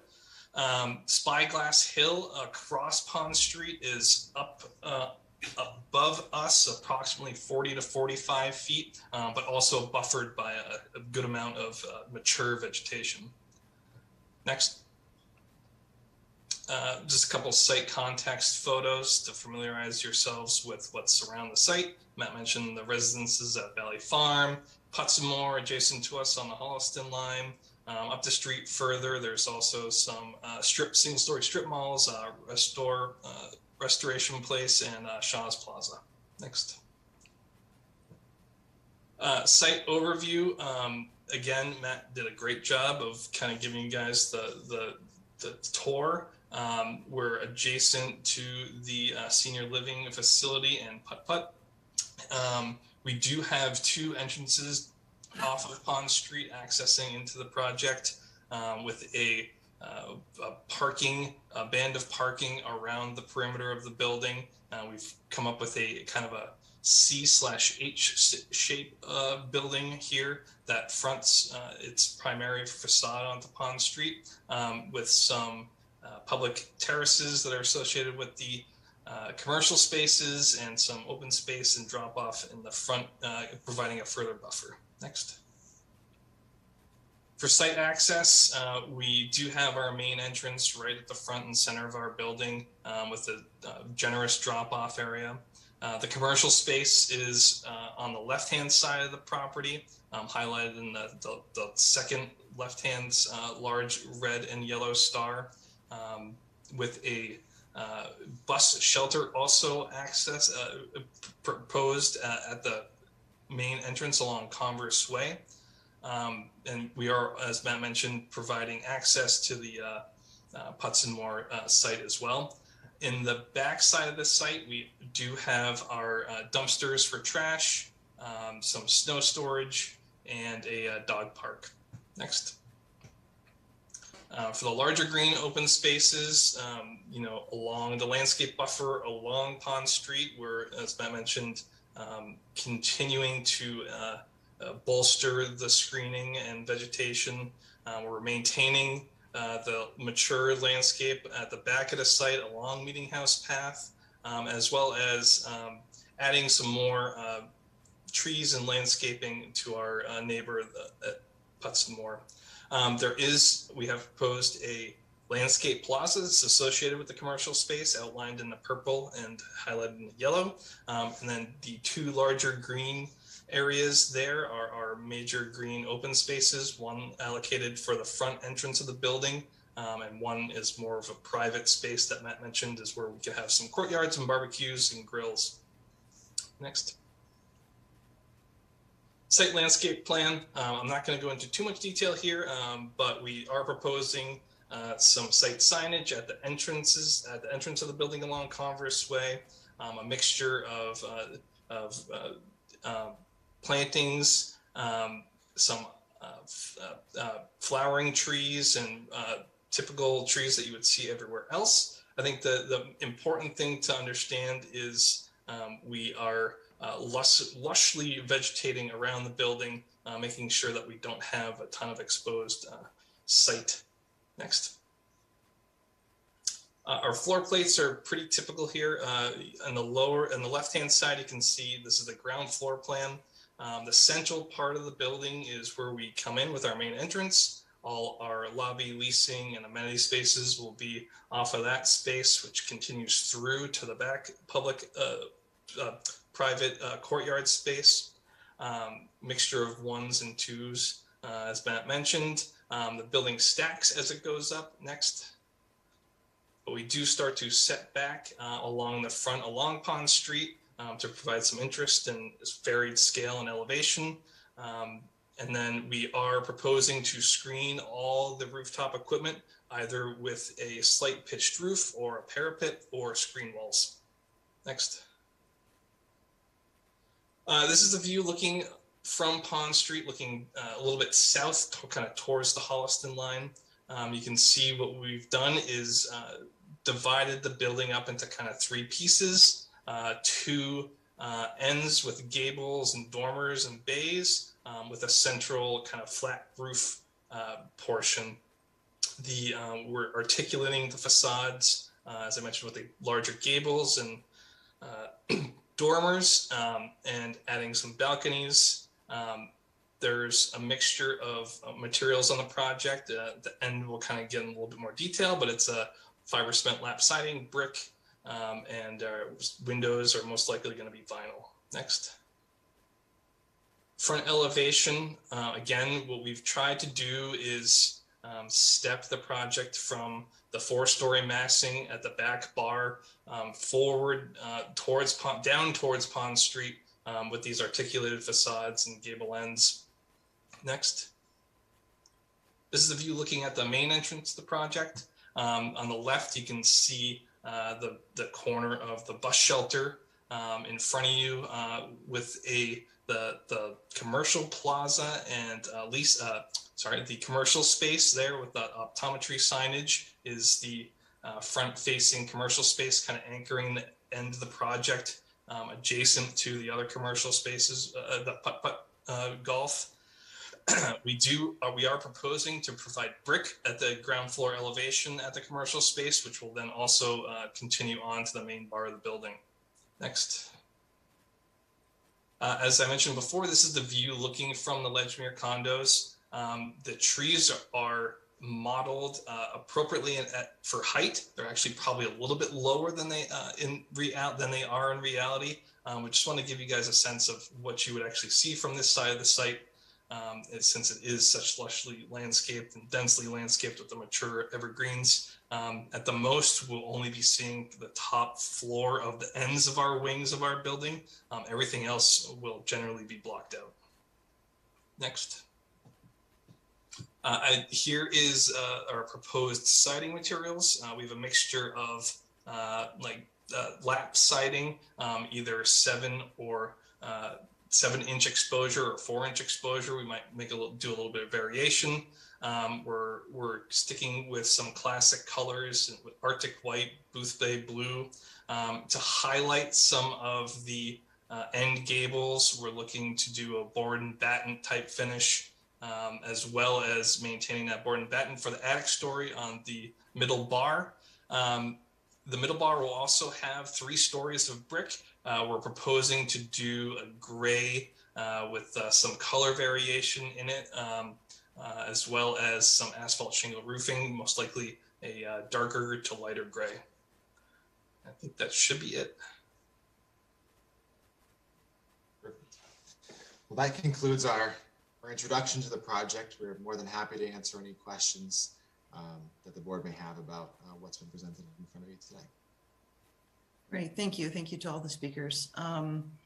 Just to give everyone listening a little bit of an overview of what we're going to be talking about today. Obviously, this is a project that this is the first time we're seeing it. It's the first time it's been presented in front of the planning board. So it's just an introduction tonight. And what will be happening is that first I'm going to open it up to the planning board to ask any questions to the applicant team that they have about the project. Once those questions are asked and answered, and I encourage the planning board to keep it to more to questions versus comments at this time, just so we can really clarify the project. Once that's completed, I will be opening it up to public comment. We will keep, given the interest of time, we're going to keep those public comments, establish some rules. It will be 2 minutes per speaker and 1 time to the mic until everyone obviously has had a chance to speak. Everyone may not have a chance to speak tonight, but I do want to remind people that this is just the first time we'll be seeing this project, and there'll be other opportunities for public input as well. So, so keep that in mind as we go forward. Peter, is there anything you wanted to add to that? Did I have everything covered? I think you covered everything.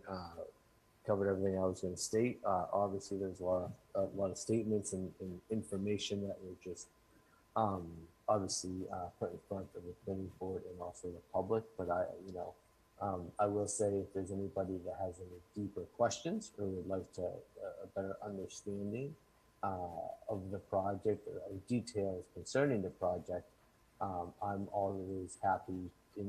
If they don't get answered tonight and or they come up after the meeting.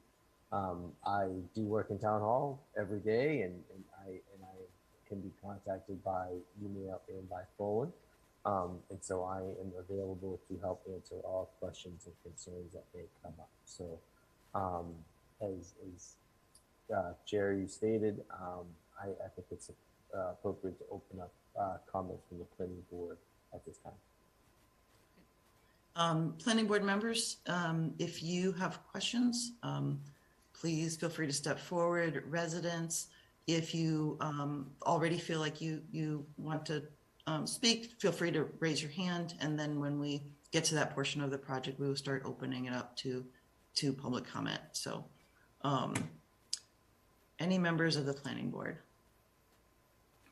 Tricia, I do have plenty of comments, but I'll save them for the end, as you suggested. My only question would be, from the meeting that was held with the neighbors, was there any agreement or anything different than what we've heard from what the neighbors commented they were looking for that we should be aware of?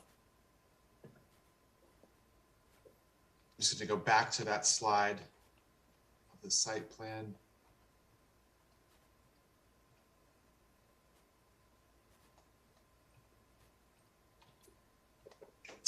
So I will say that the meetings that we've had with the neighbors, the largest meeting was with the Board of Trustees of that condo association. So it was not all of the members of the condo association, but just those that sit on that board.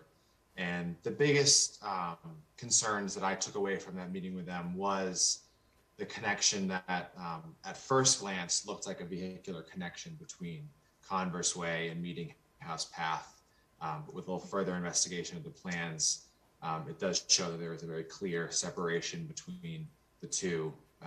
And I heard a lot of comments requesting just as much landscaping there as possible to sort of buffer that space and really separate the two projects.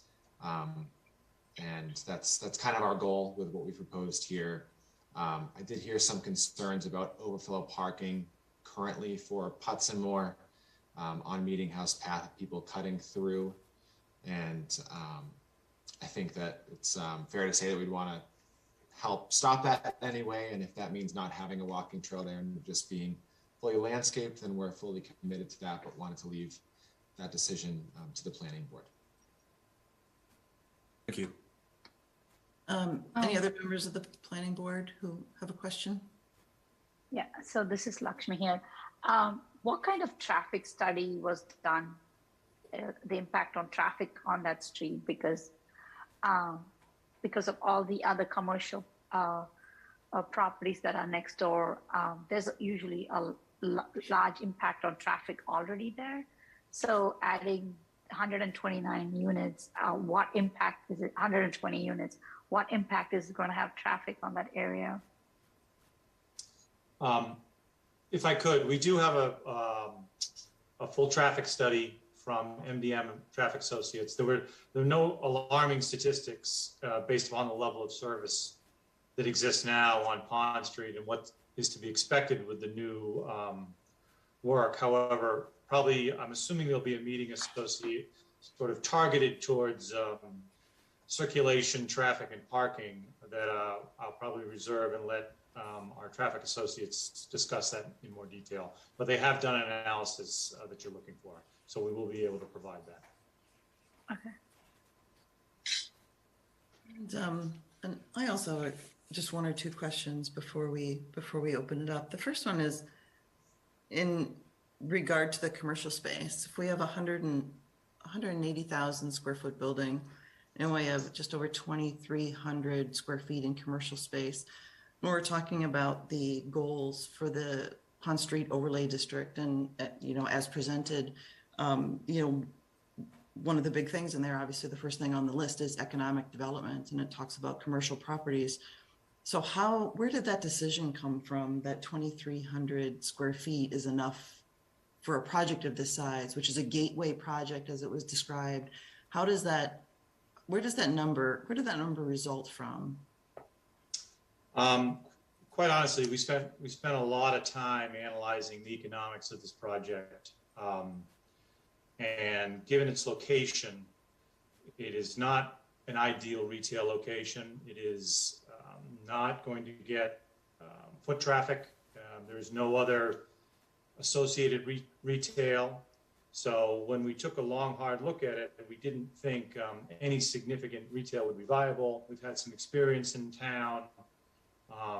Obviously, the construction costs these days are through the roof, and the return rates on the commercial didn't make the building work economically, because we didn't think whatever tenants we could get, we'd probably be just stealing them from a Class B or an alternate location up the street. We did have an associate of ours who runs a very successful optical business in Milford, and he expressed interest about expanding into the building. We kind of catered to him. His rent is literally 50% on the dollar relative to a residential rate, but he's a great business that will fit well in the operation because he's a 9-to-5 business. He's not an evening business. We're also somewhat restricted. There is a deed restriction on this property that we can't have any tenant that could be associated with food or the selling of food. And Shaw's does have a review of any tenant we provide or want to try to get in the space. So some of our tenant base is already off the table, if you will. And that really, given our location and the analysis we did, felt like our only user was maybe medical, service, or gym. That we just didn't see the need for it. We didn't see the desire for it. We didn't see the demand for it. So there was, to put it in the project would probably kill the project as we saw it. Were there discussions with Beth Reynolds, the Economic Development Director for Ashland, about community needs? Not specifically on this project, no. Okay. I just wanted to mention one other thing. I think it's a legitimate question that the chair has asked. And in addition to the demographic information that Ben just went through, what we thought in particular for this project and its location and the adjacency of the existing Shaw's Plaza, which we believe again is somewhat underutilized, the residents from this project will be within walking distance to that existing commercial development and will instill some vibrancy to that existing center, which is another goal of the Pond Street overlay, which was to make use of existing infrastructure. So I think it's a legitimate question if this property was surrounded by other residential or industrial uses, but particularly here, given the proximity of the Shaw's Plaza, we thought we met that goal of connectivity and enhancement of commercial use. One more question on this one, kind of goes completely opposite of the first one, and it's really directed maybe toward Matt Marotta and the architects on the project. This obviously, as you spoke of, is kind of a gateway building. It's the first site into Ashland, and starting off this new 126th Street, which we all hope will be as wonderful as the drawings we've been looking at over the past many years. And I'm wondering where, I mean, this could be a very long discussion and maybe you can just state it briefly, but were there certain aspects of the site that gave way to this C or A-shaped building footprint, or, how does the building become a gateway project? We start looking at basic things about your first lines on the page about a building development of this. What were your first marks? What started to guide this shape of this building, this placement of this building as the right one for this site in Ashland? Yeah, I think the first things we really noticed were along the Pond Street corridor. Currently, there's no buildings directly up against the edge of the property and street, which is why we do have such a large setback. And then, we also were wanting to make sure that we kept the building footprint as condensed as possible along Pond Street, so we didn't have a long elevation, so hence the legs coming out, making the C shape. I think, the gateway aspect, trying to make sure we are really presenting the front elevation and not just a flat elevation, is why we started stepping down the gate and making large gable ends, making some bigger gestures at the ends of the C shape towards Pond Street. Okay, great. That's a hard thing to summarize in a few sentences, so thank you. Are there any other questions from the planning board before we open it up for public comment? My one quick clarification is, which part of the building does it going to have the solar panels that you are looking at on day one? Because none of the renderings are showing any hints of solar panels anywhere. Sure. They're all going to be located on the roof. I'm just going to go to that roof plan real quick. They're not shown on this rendering, on this plan, but we'll have them installed on the roof, so they won't be visible from the street. But they'll be installed anywhere on the roof where we can fit them. But they're not shown in the rendering because you won't see them from the street. Okay. Matt and Ben, I'm assuming you guys are looking at like a ballasted system that lays flat on the relatively flat on the roof. So they're only really coming up off of the finished roof a foot and a half, and we're already providing enough screening to camouflage that. Okay, thank you. Any other questions from the planning board? I just have a quick one. Please, Kevin. When it comes to construction phase of this, I know a lot of the neighbors in this area are going through a big, long construction project right now. So could you just quickly touch on what impacts to the public you may have? Are be completely contained to the site, or will you need trains that might sit out into a lane of traffic to get this thing up?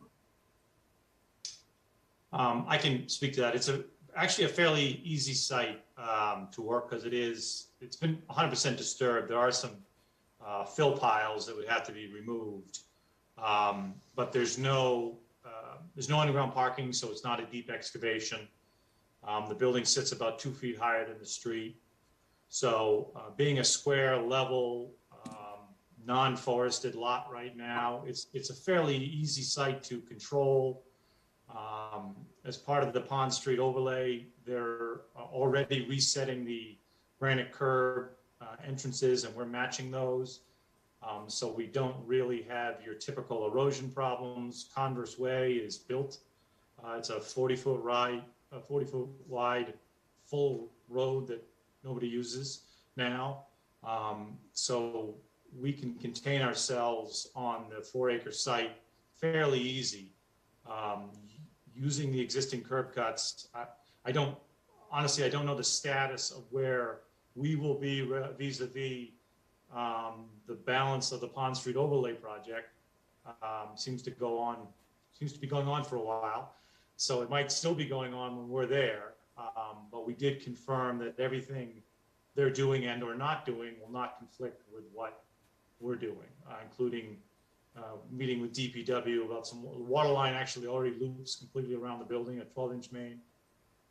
Sewer line is there that they're the ones who informed us about a failing pump station up at Ledgemere, I believe it is, that needs about a 50-foot deep connection. So that the town can sort of solve some problems in this general area. We've investigated that. But as for on-site, I don't anticipate a lot of interruption. And no one uses Converse Way other than Putz and Moore and ourselves. Thank you. And then just quickly, maintaining that row of trees along Meeting House Path is going to be very important. I drove by the site today. They're kind of built into a berm that looks like from the plans, the bottom of the berm basically sits at the edge of your parking lot. And then you have a storm scepter system to deal with the groundwater, or to deal with the runoff from your roof and stuff in the parking lot. Which I think it's good that you're re-infiltrating and not putting a burden on the city's drainage system. But how deep is that cut there, and how will you go about protecting those trees when you're installing that?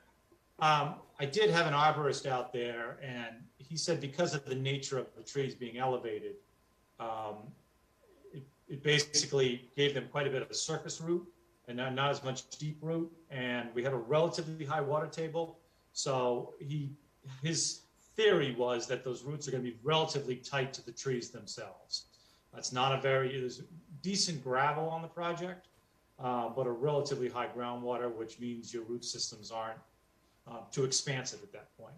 So he felt confident that if the cuts were outside of the drip line of the tree and they weren't you weren't exposing large sections at a time, that especially that and arborvitae, which is a relatively hardy tree, planted at that elevation so it wouldn't be crowded or buried, would have very good success. And we're committed, if there is a problem, we're certainly committed to replacing anything that would have an issue, any trees that might have an issue.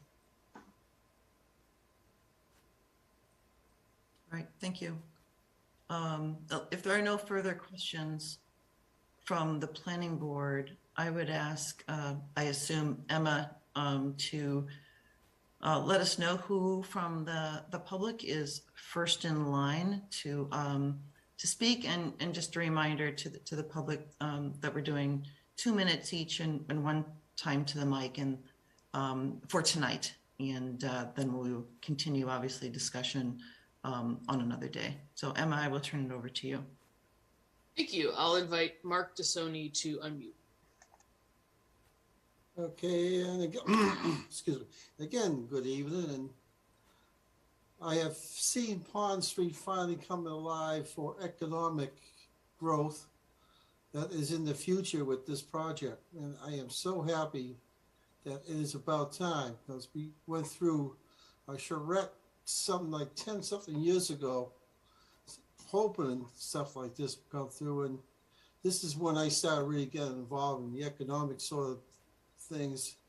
That from the Cecil Group to Beth Reynolds, involved with both of those, and understanding of what this is, the commercial use, the square footage commercial use. It's about time that it has that, and I got all the parking there and all the surroundings that you want to work on. This is a positive step, finally, that something could be there that could stay and take a little bit of a off the personal house tax off the people and find again some sort of get away from the 3% business, because this town is 97% residential. It's about time that this came through. So my comment basically is thank you, Trask, and your associates and everybody that's involved. This is a great thing. This is why 126 is being worked on with the state to do this. And I've got to say that the landscaping is a issue, yes, but landscaping does not bring in economic people, workers, and who you aiming your residents and the apartment dwellers involved, who you aiming at is what this is about. And it's so good to know that this is in the works right now, that's on the planning board. And I know that it's the first time site review, but this should stay on and work its way through. Thank you. Thank you, Mark. Emma, who's up? Now I will invite Kelly Smith to unmute. Hi, thank you very much. I have many questions and some comments, but I know my time is limited. First, I just want to go on record and say that I'm a little surprised to hear the comments about speaking with the neighbors, because I'm actually a direct abutter, and quite possibly the unit that will be most impacted by this. I've owned my home for about 2 years and I have not been, no one has reached out to me, and I believe, or my immediate neighbors, which is, you can see my unit in some of the buildings. So I just want that be known, that it's concerning when developers say that they've spoken to neighbors, yet I'm right here and I have not been contacted at all. Addressing some of the comments on the landscaping, I appreciate the first draft of the landscaping, because obviously you put a little thought into it. There was a mention that there's going to be a path which would essentially go into my front yard. And I'm a little unclear of why there would be a path to a community that's been here with 300 plus units. That's a quite private community. So I'm not clear why there would be a path. And I would prefer personally not to have a path, since we're an HOA owned community with some services that our dues are paid in, like we have tennis courts and we have a small park. Our HOA dues, contribute to those, and having direct access to rental units who aren't contributing to the upkeep is a little concerning to me. Also, with the privacy, the arborvitaes, I saw the drawings and we talked about the height of those, which the height is quite high, although you could still see that the top floor clearly sees over them, probably into my window, which at this point, there's complete privacy where I am. I've owned my home, like I said, for about 2 years. And one reason I chose this particular location is because of the privacy. I also moved to Ashland specifically because I wanted to raise a family, which I have a small daughter, and I was really excited for the close-knit community. And I'm just a little concerned about this project and what the outcome might be and the impact on our community here that's behind it. Thank you. Thanks, Kelly. Emma, who is next in line? I'll invite Joel Arbeitman to unmute. Well, thank you, everyone. The planning board stole a little bit of my thunder. I also want to just comment, I appreciate the board's limiting our time in speaking today. There's no way I can make all of my comments in anywhere that amount of time. So I will be brief and respectful. I want to point out that if you look at the 2 entrances and exits coming in and out of Market Basket, you tell me how many cars a day go in and out of there. I'd guess it would be in the thousands and thousands. It's a huge commercial center. And this little tiny residential thing they're building here has 2 entrances and exits, just like Market Basket. I think that's a terrible idea. We already have that residential housing unit right next door. We have another one into Shaw's Plaza. We have the Spyglass entrance and exit and a small commercial center. Enough. You know, this is a dangerous situation on a highway corridor that's being upgraded, hopefully for more commerce and more traffic. To have 2 entrances and exits out of this little tiny residential thing, I don't think it's a good idea. Moving on, all electric, I heard that the solar will serve the common areas, which I think is just great. I applaud the applicant for not using gas. It's an environmental nightmare and a very definite health hazard. I'd like a question I would have to be answered at a later time is whether heat pumps, which are very environmentally friendly, are going to be put in, or is this really electric heat, which would be staggeringly expensive? This is not what I think about when I hear about mixed use. My grandma and grandpa owned a bakery in Brooklyn, New York about 100 years ago, and they lived up over the bakery. That's mixed use. I don't know what the laws say or what the common parlance is, but this is, if you look at that building, it smacks of residential development. It is not mixed use. Yeah, there might be one little tiny commercial thing, but let's be honest about this. This is a residence. This is not going to meet the, what do we call it? The overlay specifications, the values of the overlay. This is something Ms. Kendall brought up, which I couldn't agree with more. We talk about jobs, we talk about commerce, we talk in those terms, and one of the applicants stated something like, well, people could upgrade the Shaw's Plaza. Well, maybe. I mean, maybe they drive down a Market Basket. You know, this is not the kind of transition on a major highway commercial zone that we need. We need like an office building. I know Beth Reynolds told me at one time she was trying and wasn't able to, but I appreciated the effort, trying to attract one of the major hospitals to bring in and put in medical offices along there. This is a joke. I mean, an optometrist getting a discount. And I would just ask one last question about this is how long is that going to last? Look what's happened to 128 Main Street. Have you been to the commercial part of that building recently? It doesn't exist. Have you gone over to the village concept in Village of the Americas to take advantage of all the commercial part of that development? It doesn't exist. Okay, what's going to happen when it doesn't get rented or when it fails or it's so little commerce that there are no jobs and no commerce? So this whole thing is just a total residential project. And I think it absolutely is totally inconsistent with the town's objective of the 126 redesign to develop and promote a commercial, economic, healthy climate for Ashland. This just is not going to achieve that. And I would really look at making some very major changes to what's going on here. Thank you. Joel. Thanks, Joel. And I'll invite Catherine to unmute.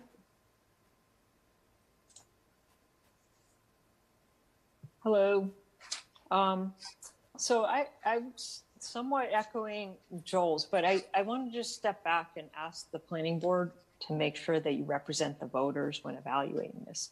And I think when we voted for the Pond Street, it was a potential to have a vastly more dynamic corridor. And if we simply wanted apartments buildings, which essentially this is, that's how we could have written the zoning. So I think, people might have been picturing, areas in Wellesley, there's little shops, restaurants, areas to congregate. Some people might have been offices and live work. But I don't think anyone envisioned a byproduct of our zoning change to have a roadway lined with apartment buildings. And especially bring the density of a city without the amenities of the city. And I think that's what I really asking the planning board to have that lens of how the voters were thinking when you evaluate this project. I think the Trask development, I look at this as a friendly 40B. So if we're looking for apartment buildings, I think they would be a great fit. This does not meet, in any stretch the Pond Street mixed use overlay, making it a unique destination. unless we want to count, you know, ubiquitous apartment buildings as unique, but we have Framingham that did that for us. So it doesn't meet that. I know in their application, they talked about economic development was increased taxes, but that is not economic development. Taxes pay for services and will surely have increased costs for increased residents for those services. So I really ask the planning board to step back and look at what the residents were asking. You do not have to approve an application in front of you. I believe the attorney, Kavlik, misspoke when he's saying 90 units are by right. If you're under the Pond Street mixed use overlay, it's entirely special permit. So please evaluate things that the applicant brings to you do have to be investigated and look at the application holistically. Last thing I'll say is retail is not the only thing for commercial. So we know there's issues about retail being viable, but that doesn't mean there aren't other options. And we can't just fall back to that to accept the lowest common denominator. Thank you. Thank you, Kate. And I'll invite Chuck Woods to unmute.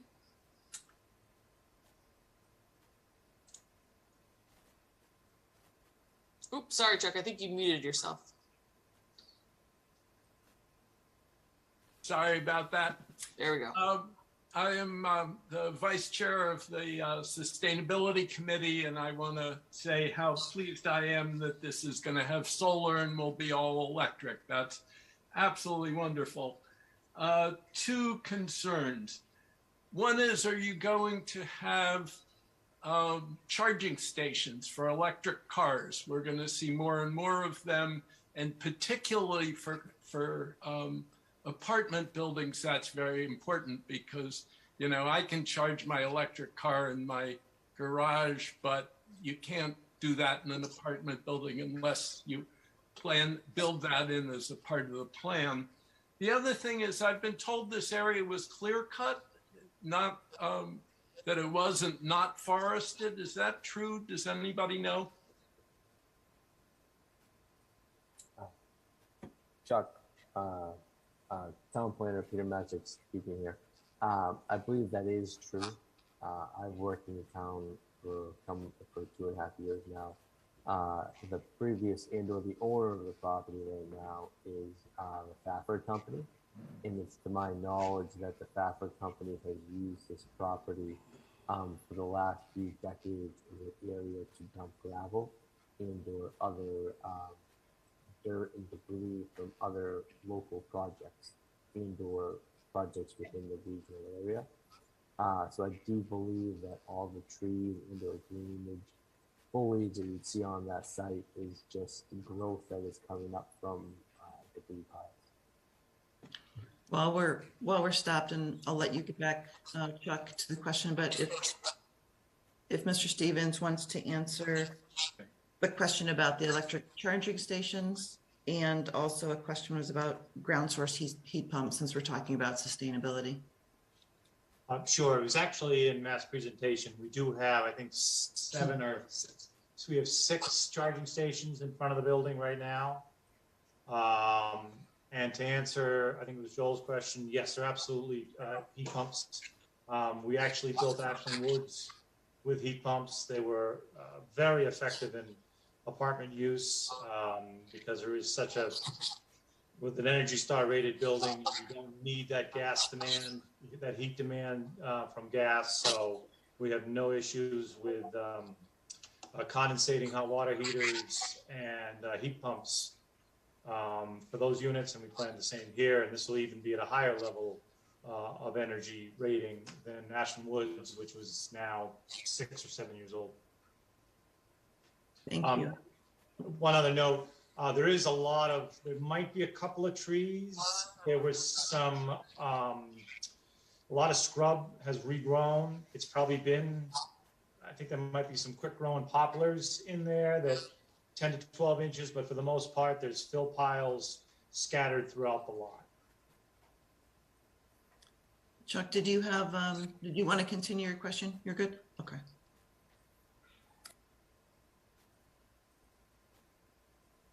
Sorry, I muted myself. Emma, was there anyone else reading? I did not see anyone else with their hand raised, no. All right, given that we are at almost 9:45, and that this discussion would be continuing, and unless the planning board has a comment they would like to make sure they make this evening, I would suggest that we continue the public hearing this evening, but I'll give that opportunity to the planning board before doing that officially. Any comments that you would like to make tonight? Tricia, I have a number of comments, but I could defer it to the next meeting if you think it's more appropriate. We're going to obviously be just asking a lot more questions and getting more information and discussing this project extensively. But if you feel that it would best that the applicant knows this tonight in order to prepare better, maybe for next week, you should feel free to speak. Okay, I guess that's probably a good idea. I just taking it from the big picture to the details.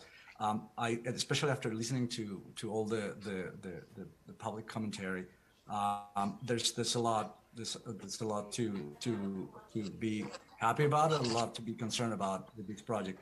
I think one of the things the targeting this district to increase density is part of what the district was intended for. So I understand how the proponent is taking advantage of that. My concerns to be developed further on the next discussions kind of jive a little bit with what some of the people that spoke said relative to a true mixed use project. Beyond the lone small commercial space, and understanding that this is kind of a unique place because it's right next to another residential building before the commercial space. So I understand a little bit of what the traffic constraints there are, but the face of the building facing Pond Street having just one lonely commercial space does not strikes me as meeting the intent of the district.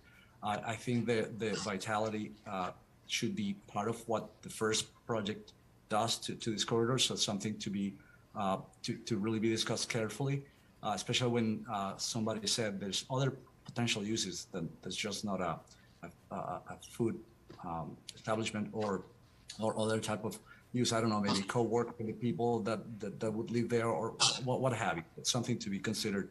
I think putting units in the front of the building on the first floor is not really a good place to start. And lastly, I am concerned about the unit mix being proposed and the amount of one-bedroom units, and I would like to explore that with the implications on parking and traffic that might bring to the table. And just to add my own just brief comment, which is part of the design question that I had asked earlier, is that we're going to be taking really a close look at the site design of this project. And some of the things I noticed were just, like I said, I'm not sure about its image as a gateway project for Ashland or something that's remarkable in that way. I'm not sure about the typologies being used or suggested as being representative of Ashland. And I'm not sure about, there's something going on in the background, if someone can, I don't know, radio or something. I'm not sure about the use of the open space. I mean, the large courtyard in back basically has no access to south light, which I find a little strange in that CH configuration. And these are just some of the things that I wonder about. Is this the right shape for this site, for this place in Ashland, and for this building type? So those are some questions I think that the applicant should think about between now and our next discussion on this. So if there are no further comments from the planning board, we will entertain a motion to continue this would this be for, I assume, for January 27th, Peter, would that be correct? Sorry, I just wanted to unmute myself. Number one, Tricia, yes, this would be the 27th. And Attorney Caldwell, you do have your hand up. Would you like to state something, please? Yes, I'd like to talk with the board at this time as to the content of the next hearing and the hearings after that, because we anticipated that we would focus on particular issues of concern. Traffic was mentioned. There might be stormwater or engineering issues that need to be discussed, and we're amenable to that concept. And I thought as part of this discussion, we would identify the subject matter of the next hearing as well. I believe from my perspective, it's really looking at the intent of, and I think Marcella kind of hit this on the head, of the intent of this overlay district, and to make sure that this building is really embodying what that was all about, because it does seem to be not maybe, I don't know, something that needs to be evaluated a bit more closely. I don't think the overlay district or the Cecil report kind of would have resulted in a building like this with this kind of mix of use and in this kind of configuration. So it seems to be more of a study in how to fit the units on the lot versus something that's really appropriate to this site. And that obviously is a much deeper conversation, but we felt it was very important to let the public have a voice tonight, to get those comments out there too. And we'll obviously be getting deeper into these discussions as we go forward. But I think that's the big thing, to really look at the overlay district, the Cecil report, things that Ashland residents have voted for, and to make sure this is fitting what the residents of Ashland are asking for in that district.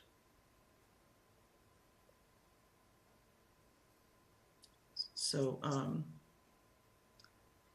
if there's no further comment, would someone like to make a motion to continue the public hearing? Excuse me, Tricia, before we do that, with a continuance, I just wanted to make sure that for the record, the Stevens, the applicant, and also Attorney Caldwell are in agreement. In agreement that at this point it's in the best interest of the applicant to continue the hearing until the next planning board meeting, which will be scheduled for January 27th. And also with an agreement, I would also ask to have an email and/or a letter signed stating that the applicant is in agreement for a continuance, just so I can file that with the town clerk's office, please. We're in agreement. Thank you so much. Tricia, Chair, now I would ask you to move ahead with your motion. Okay, I can make a motion. I would like to make a motion to move 501 Pond Street to Jan 27th for further discussion. I'll second that. Thank you. Roll call vote, starting with Lakshmi. Lakshmi Krishnan, aye. Deepa Venkat, aye. Marcelo Hona, aye. And Kevin? Blaine, aye. And Tricia Kendall, aye. So 5-0-0. We will continue this until January 27th. Thank you to all the speakers and the applicant for coming before the planning board. And we will see you on the 27th.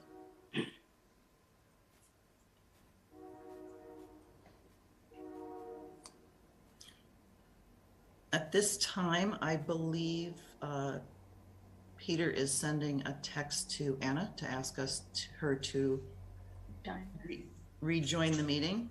I just texted her, and we are waiting, and we can kind of go from there. I know we can do that. But excuse me, I do have to change my location, so I'm going to cut out my video. Okay. Then we're back to Tricia. I have to adjust something. Okay.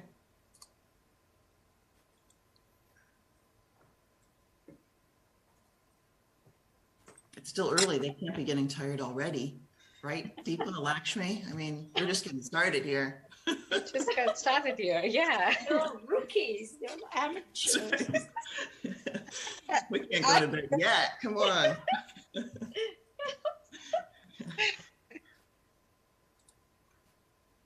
All right.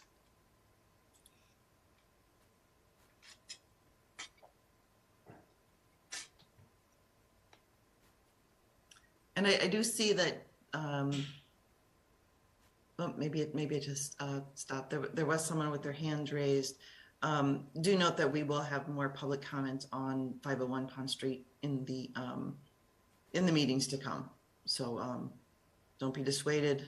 Come on again next time, and there'll be more opportunity for public comment. All right, so we have Peter still out. Marcelo seems to be coming back on. I don't see Anna yet.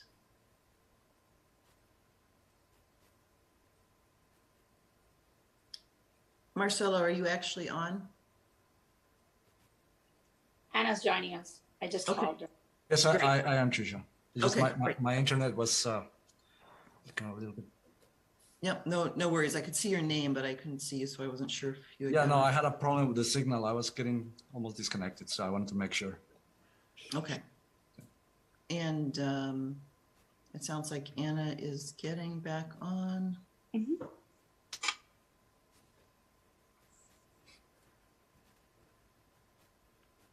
Let's see her connecting.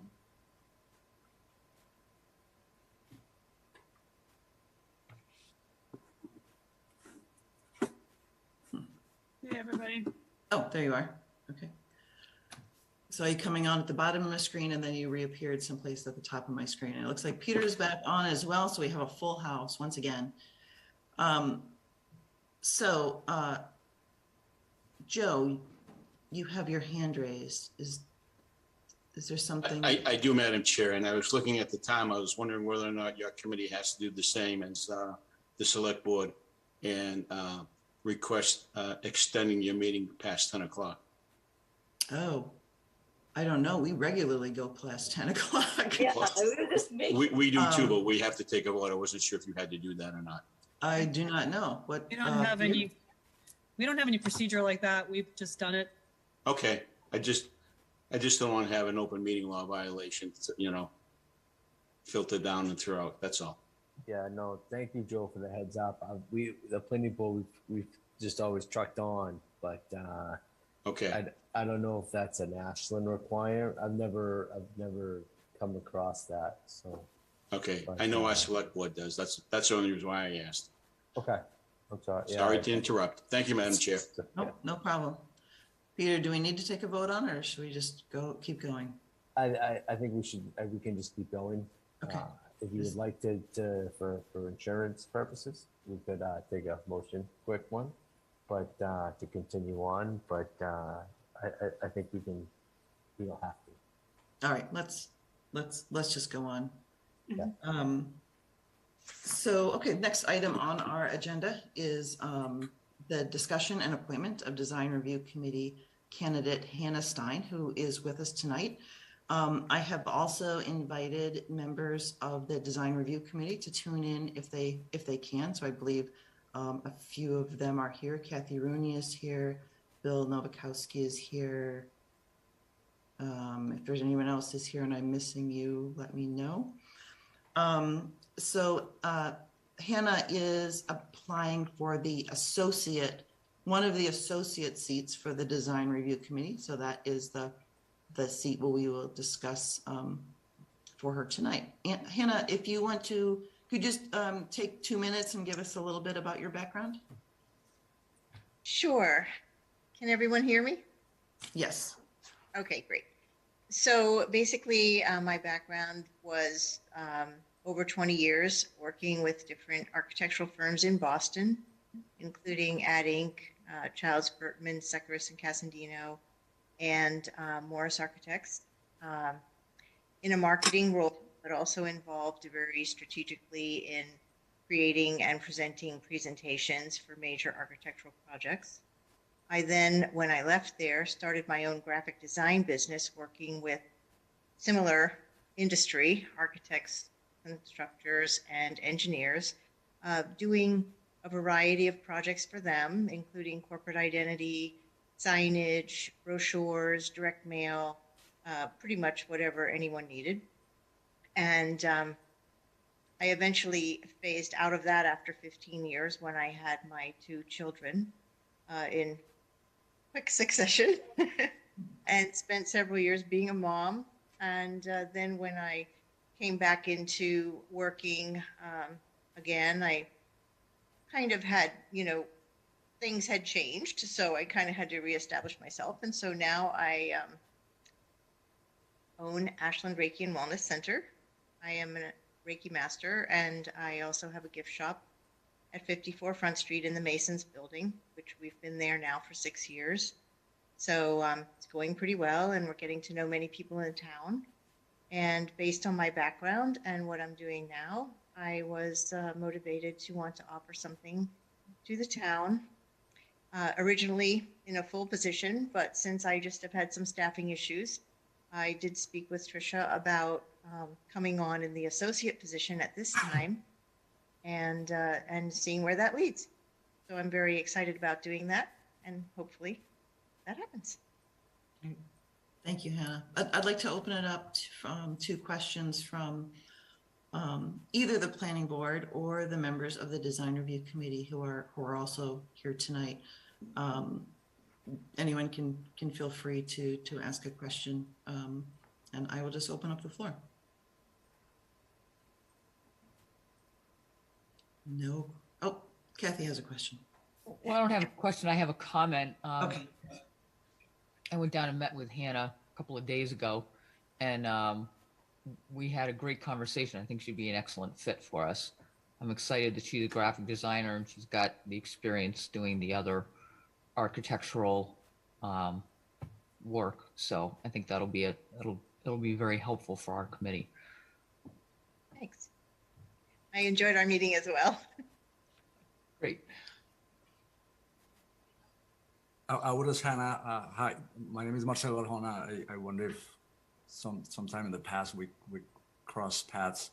Somehow I did work at that Inc. also many years ago. Oh my gosh.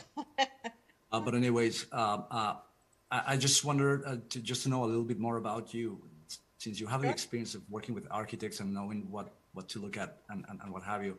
What is the do you have any expectation on how you would view design reviews for Ashland, or what would be important from now that you know the town? What would you be looking for to ensure that we get the best designs that we can get? Okay. Well, there's a lot of different things I could say. I've lived in Ashland for 23 years. So I do have a sense of what the town is like now and what the town would like to be. I do think that we have to be very careful as we approve and give input into new projects, that we are meeting the goals of the town and not overwhelming our resources, not leaving people unhappy who have lived here for a long time, who are, citizens of good standing in our community, who've raised families here and all of that. And of course, the other side of that coin is, progress does go on, and, we can't just be static. So there's just a big, weighing of the different needs and desires and what's going to work. In terms of what I could offer in terms of, viewing the projects, I think I have a view from the perspective of having worked with architects for many years and been in many discussions and proposal development. I've been involved in many meetings, such as what took place tonight, but in earlier stages as projects were being conceived, and, what's going to work and why is it going to work or why isn't it going to work. But as well, just, what really would work in the community? What does the community want? I'm not familiar right now with the specifics of the 126 overlay, so I have to do a little homework there. But clearly, there are desires for our town and its development, and I would like very much to offer whatever I can to, see that be fulfilled. So I can read plans. I do understand what's involved there. I also have a graphics background. So when I, think about how do we want things to look visually as you drive down the street, that's something that I've been working in for many years. So I hope that answered your question. Yeah, thank you. You're Any other questions for Hannah? Wow, tough crowd tonight. I have just one more question, and I may be misremembering this from your application, but did you also take courses in architecture or landscape architecture or? Yes, I did. I took courses in architecture and interior design at the Boston Architectural Center. Yeah. Okay, I thought I remember that. Was that in the start of a pursuit of a degree, but then took another turn, or? Interestingly enough, I was planning to get a degree in interior design, and then as I got studying interior design, I switched over to textile design. So I actually got a degree at BU in textile design. Oh, okay, great, Yeah. great. Yep. All right, are there any other questions? All right, seeing none, I will entertain a motion to accept Hannah Stein's application for an associate member of the Design Review Committee. Tricia, I am happy to make that motion. I'll make a motion to accept the application of Hannah Stein to the Design Review Committee as an associate member. I second that. And a roll call vote. Lakshmi Krishnan, aye. Deepa Venkatai. Anna Tesmanitsky, aye. Marcelo Barjona, aye. And Tricia Kendall, aye. Welcome Hannah Stein to the Design Review Committee. Thank you. We will let Kathy and Bill take care of you from here. I'm sure they will be in touch. All right. And thank you, Tricia, for all of your support.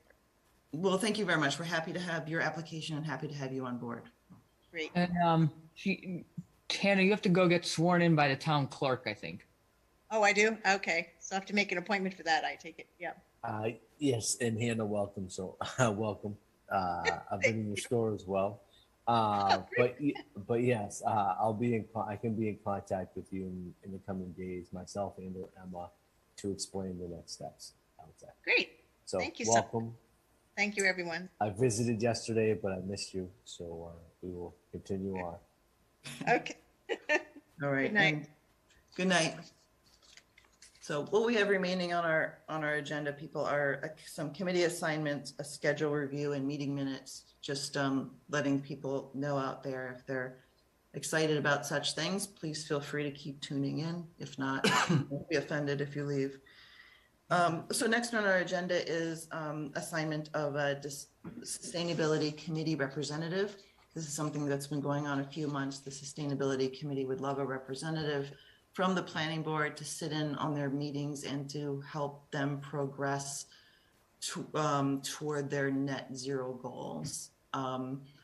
This is, and I see Chuck is still on from the Sustainability Committee. So I think we had discussed that fairly extensively. Well, I guess what needed to be discussed. If anyone has any questions about it, Chuck is here, I think, and available. If anyone has an interest, I think they should just say they have an interest. So could I get a clarification, Chuck? It's my understanding that what you guys are looking for, you're not looking for someone to attend every single meeting of the Sustainability Committee. You're seeking a liaison, not a full-scale appointed representative, but rather a liaison from the planning board who will kind of advise and brainstorm with you specifically on the net zero resolution that was passed at town meeting. So the person would not be attending every meeting of the Sustainability Committee, but would rather work intensely with you for a few months so that at the spring meeting, you would be presenting kind of like little kind of goals and ideas to the people of Ashland as to how to make the sustainability resolution an action plan. So is that accurate? So it's not really participating in your meetings, but kind of focusing on that. I can imagine that there will be times when we will want to ask you to come to the meeting to discuss things. And I can imagine that could go on for another decade. I probably won't be there then, but you know, so yes, we are trying to think through a general plan for how we would get to net zero by 2040. And once you start trying to do that, it's very tough. And we certainly can't do it without your committee being very active in it. I think we will probably appoint somebody from our committee to be a liaison. So, you know, you don't have to talk to the whole committee all the time, but you can talk to one of us. But yes, I think you captured it. We need to think through how we're going to do this. And we're going to need your help with plans and so forth over a period of time. I don't think we can do this without you. You are, after all, about the planning. So, yes, that answers my question. And what I'll say is, you know, I'm definitely interested. I think that if others on the planning board are also interested, I'm happy to, you know, I don't want to get in the way of someone else who might be interested, but I'll say that I'm definitely interested in doing that, with the understanding, you know, specifically that although you definitely want to work with the planning board for years to come, the initial effort, if you will, that I'm committing to is, you know, that intense kind of brainstorming to take you to the town meeting with some ideas. And after that, I think that, you know, I would have to kind of consider capacity if this planning board takes on a comprehensive plan type of process. I'm not prepared to commit beyond that initial hard effort to get you guys to town meeting again. And I think after that, we would assess my capacity based on what we're doing with a comprehensive plan. So as long as others on the board are comfortable with that, I am more than happy to step up at this time. And in fact, I think if the planning board is going to have a multi-year role with sustainability issues, we may want to make the liaison a revolving kind of role so that others on the planning board can also be hearing about sustainability issues and providing another perspective. It doesn't sound like a formal appointment. It sounds more like a brainstorming appointment. And I think the more, the merrier. So I'm kind of throwing my hat in the ring as long as others on the committee are comfortable with that and are interested in that kind of more informal partnership. Why don't we call it a 6-month appointment to the schedule of which will be worked out between you and the Sustainability Committee, obviously depending on availability and capacity. Sure. Because it is kind of a new role. If everyone is comfortable with that, did anyone else have an interest in jumping in for that position? Tricia, I appreciate that Anna is volunteering to make the immediate connection with that committee. I think I could help with some of the discussions based on my experience. I definitely cannot because of other commitments, and as I get started with the planning board, commit to doing that. But if Anna's going to do it, I'll be happy to try to stay in touch and try to add to the conversation as I can. I think the sustainability always welcomes other guests. Always. So I mean, maybe I Anna think could be in touch with Marcelo when those opportunities arise. I think that's great, and I'm happy to be co-appointed if that has, that can have benefits as well. So that if I'm not available, Marcelo is available. So I can, if the rest of the planning board is okay with that, we could make it that way. So it's me and Marcelo agreeing to kind of co-lead that liaison relationship. I could commit to the 6 months being the primary liaison, and Marcelo could step in if I'm not available. And of course, he could always speak with them as well. We all could. I think to keep things simple, let's just nominate one, but knowing that Sure. Marcelo has your back if Sounds good. if That's you're fine. stuck. Okay. That being said, I don't know if we have to do this formally. I think maybe we do, but I will nominate Anna Tesmaninsky to be the liaison, the 6-month liaison to the Sustainability Committee. Can I have a second? I can second that. All right, we'll have a roll call vote. Lakshmi Krishnan, aye. Deepa Venkatai. Anna Tesmanitsky, aye. Marcelo Hona, aye. And Trisha Kendall, aye. So Can I even Anna vote will- for myself? You I've never can- voted, but it's okay. Chuck, You you get just Anna. did, Anna. Saying Such a yes again, confusing, that's it's such a confusing hearing for me today. I don't know where I'm supposed to be. If I Chuck, there's vote or a lot not. of excitement to be on your committee. She just voted herself in. Thank you. We're very grateful, really. I think we're gonna work on it for a while and then we'll let her off. Yeah. All right, thank you. We're gonna move on because it is gonna be getting late. Okay, I will leave. Thank you, Chuck. I see a hand up from Sarah. I don't know if that's an accidental hand up. Yes. Yes? I'm calling because I finally got back on. The Oh, Zoom Sarah meeting- Hines. It's that Sarah. Hi, Sarah. That's Sarah. Right. The Zoom meeting froze up on me a couple of times, crashed me out, had to try to get back on. Then it would even go to the Ashland, Mass website because you had to go back and get the numbers. So I've For only those- now just gotten back on. I had to finally reboot my entire router.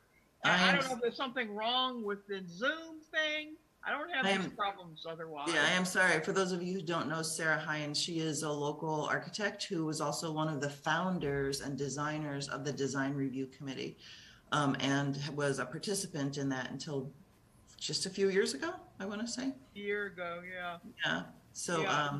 And also on the Pond Street working group too. yes. So, so- I had taken notes. I had a lot to say, but I didn't get to. And I can't even put my picture on when I put the thing over there. It says rename yourself. When I kind of hover over the camera, it goes to rename yourself. So I don't know what's with this, but can we have a meeting? Is there no meetings ever in person anymore? I mean, I can't participate because of this Zoom. Yeah, not really. I'm afraid right now we're all Zoom. Because there's some really critical stuff about this project. But hey, too late. The Yeah, client's gone. It's over. You know, the moment has passed. Well, there's going to be another moment coming up on the 27th. So Well, I did.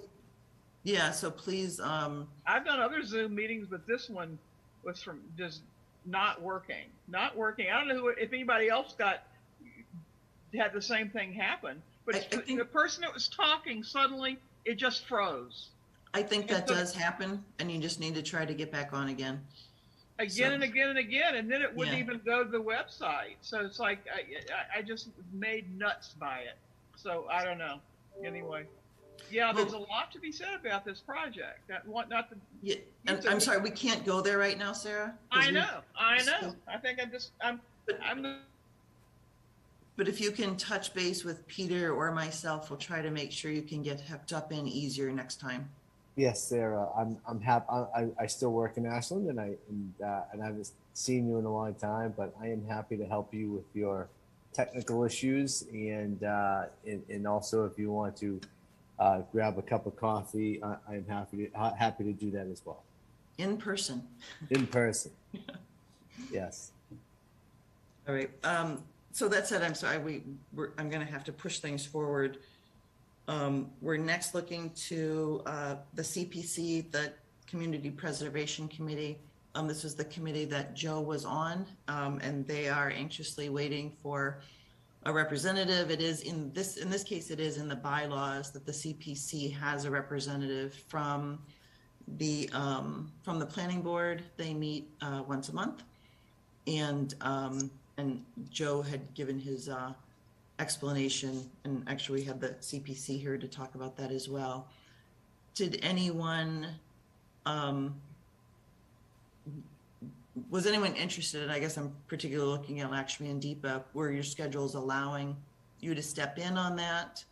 I'll throw out there that if you two are unable to, Peter, I don't know what the regulation is about having Kevin step in as an associate member, because that's such a new thing, having an associate member. No, Kevin is, Kevin's all in.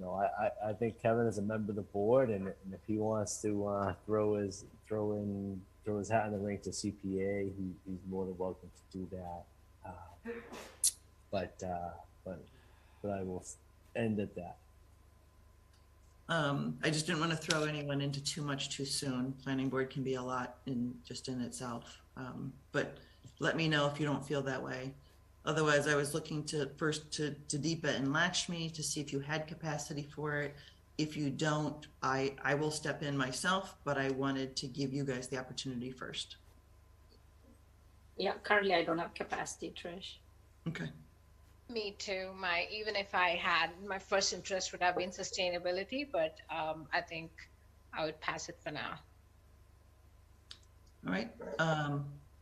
If either Marcelo or Kevin is anxious to join a committee, I'm happy to entertain that. Otherwise, I can jump in for now. We can always. I mean, I'll say, like, I am happy to step back from sustainability if that is if Deepa is interested and held back. So, I want to make sure that I'm in no way preventing others from stepping into something that excites them. So I just want to make sure that's clear. No, and sustainability is all yours for the next few months. Don't worry about it. Right. You are not stepping on anybody's. Yeah. Go enjoy, have fun.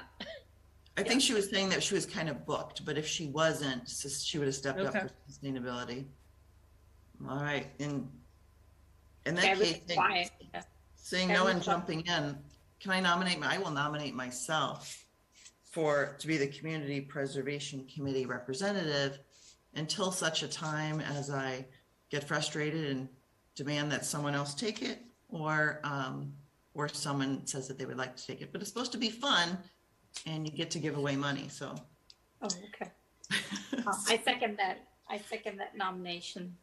Thank you, Lakshmi. All right, roll call vote. Lakshmi Krishnan, aye. Deepa Venkat, aye. Anna Tesmanitsky, aye. Marcelo Hona, aye. And Trisha Kendall, aye. Woohoo, I am elected. All right, so moving on to things we just need to figure out. The retreat date can come second. We're really looking for Wednesday evenings from 5:30 to 7:30. Those we do meet in person. Those are the best nights for Peter, who has a ways to travel, not being a resident himself. Have to rub that in. So I think that can be set later. The big question, I think, is the February meeting date. We've noticed that our second meeting falls during school vacation week, which means that I think I am not here. I don't remember. I think I am not here. And I say I think because it's an invitation to go to someone's ski house with the family, and they aren't sure about the dates. So, and I believe someone else said that they are potentially, Peter is not here. Yeah, I have plans to travel that week. Yeah, for school. The 10th, Trish, it's the 10th. No, it's the week of the 24th. Oh, okay. Yeah, it's the 21st is President's Day, so it's the week of the 21st to the 25th is going to be school vacation week. Mm-hmm. Our first meeting, our first meeting is going to be on the 10th, and then our second meeting will be on the 24th. And so I think our optimal goal would be to shift those meetings. Number one, moving the meeting from the 10th. The 10th to the 3rd, and/or we could also meet on the the 17th, and then in March on the 3rd. I do want to make note there's 5 Thursdays in March. So prospectively, we could have 3 meetings in March. And then in April, we could go back to our 2nd and 4th rotating schedule. Yeah, I wonder if the best course is to just keep it. I don't think we want to make it the 3rd because then we're meeting 2 weeks in a row. It's just too much. I think we could make it the 10th or the 17th. And then maybe we just take a week off. And like you said, we have 3 meetings in March every other week. So it's not, we just take our little vacation more in February than we do it instead of in March. Would that be? That would be my preference as well. Yeah, that would be my preference too. Keep the 10th as is. Don't move it, and move the 24th to the 3rd. So we have 3 meetings in March. Right. So in March we would have the 3rd, the 17th, and the 31st in March. Right. So the 1st, the 3rd, and the 5th, which is kind of different. But then in April would go back to our regular 2 and 4. Right. And I just want to make note, the 17th in March is St. Patrick's Day. Yes, it is. May I ask if we can just retain the current planning board meetings on the 10th and 24th and just have 2 meetings in a row, 3rd, 10th, and 24th? Is that not an option? Are you saying February or March there? March. So March we would be doing 3rd, 10th, and 24th. I think in that case we should, I don't think we should do 2 meetings in a row. Those get really exhausting. So I would be more in favor of let's meet on the 10th. We can wait and see on the 24th. If I'm still here and only Peter is missing, maybe Emma could fill in. I don't know. Yes, I think Emma could fill in. Yes. I would propose that we keep our schedule as is, 10, 24, and then in March it would be again, weirdly, 10, 24. And if it happens that, even if I'm out, Kevin can fill in, right? Someone would have to fill in his chair. But it may work out fine, right? So. I don't know if I'm just being too much info, but I'm just looking at the calendar. We could also do this, is have the meeting on, shift the 10th, or we could move the 10th to the 17th. And then we could also have a meeting in March on the 3rd and then the 24th. So we would continue to have, we would just have 2 weeks in between our meetings. So we meet on the 27th of January, the 17th, which would be 2 full weeks in between our meetings. And then again, we meet on the 3rd, 2 full weeks, and then 1 on the 24th in March. Was that something you could not do, Anna? If we went 17, 3, 17, 31? That's fine. Tricia, is that March, what you just said? It would be February 17, March 3rd, March 17th. No, March 24th. Oh. March 24th. So only 2 meetings in March? 2 meetings in March. I could do either one. I could do 3 in March or. It's up. I don't think I can, I'll be in Florida that week. Which week? I'm going to be in Florida the week of the 24th in February. That's where I'm going. I would like not to join in. But if I have to join in with palm trees in the background, I will. I'm sorry, last minute, I will. I'm just that type of a person. All right. Well, why don't we move the February meeting to February 17th? So we're going to have a gap anyway.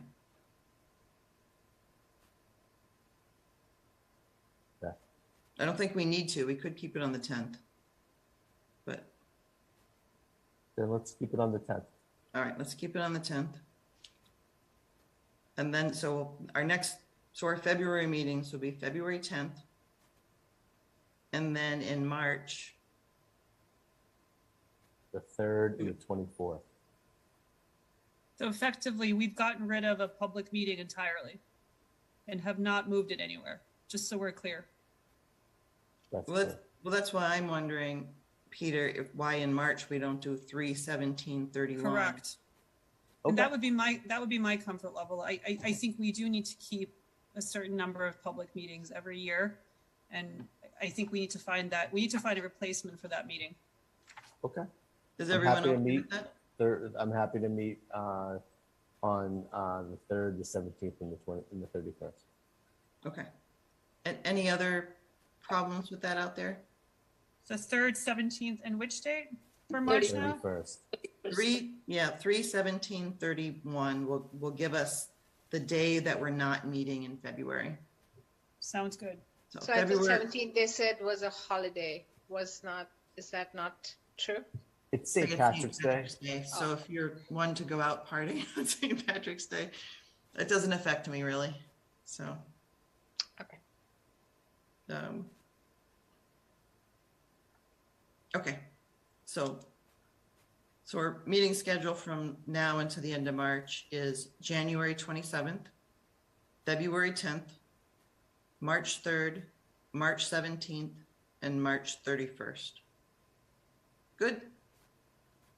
All right, done deal. Why Do we need don't to vote? Do we need to vote on that, or that's like a good to go? I don't think we need to vote on it, do we? Great, good. No, I think we're all set. Okay. That said, why don't I send out then some potential, so we don't spend time here, I'll send out some potential dates for that Wednesday evening retreat, and we'll see what works out.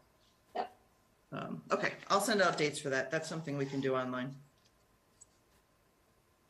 Then the last thing on our agenda is the review of the meeting minutes. Peter, do you have those ready to come up? Yes. Kathy, do you want to come on with a quick question while we're? Yeah. Keep So it quick because we got meeting minutes. I know, since you've worked out your schedule with the dates, I wanted to know if one of those meetings could be with design review to have a discussion, and we could try to do it now.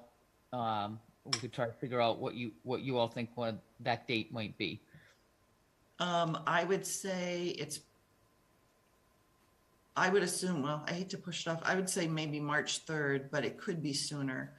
Why don't we look at the upcoming projects first and figure out a time, because we do want to have that joint, like, if it's an hour during a meeting or something like that.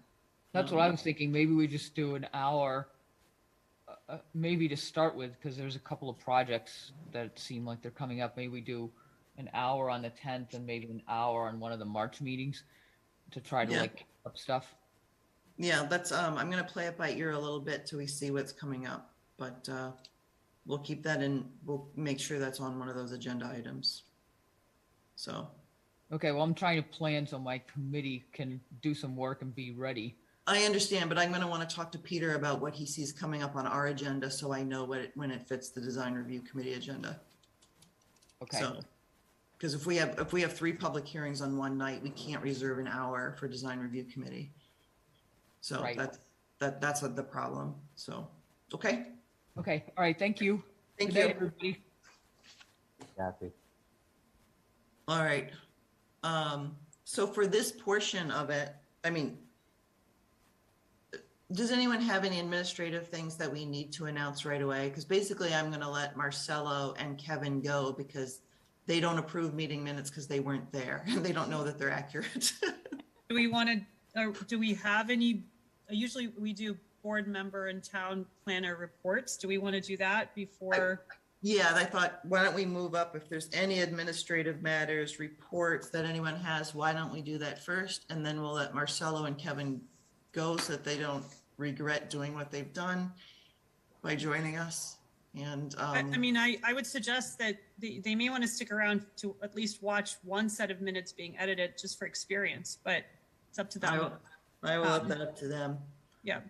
But I think it's a good idea to move towards reports. Peter, any announcements, any administrative stuff?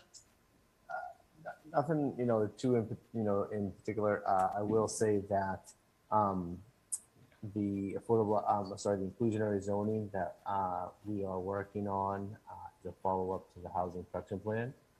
We are going to be producing a survey, which will be going live sometime next week. I'll be mailing that out to the board. It's also going to hit Facebook. In that inclusionary zoning bylaw development is going to continue to churn forward to hopefully hit this springtown meeting in the town meeting in May. The date right now has not been set for annual town meeting.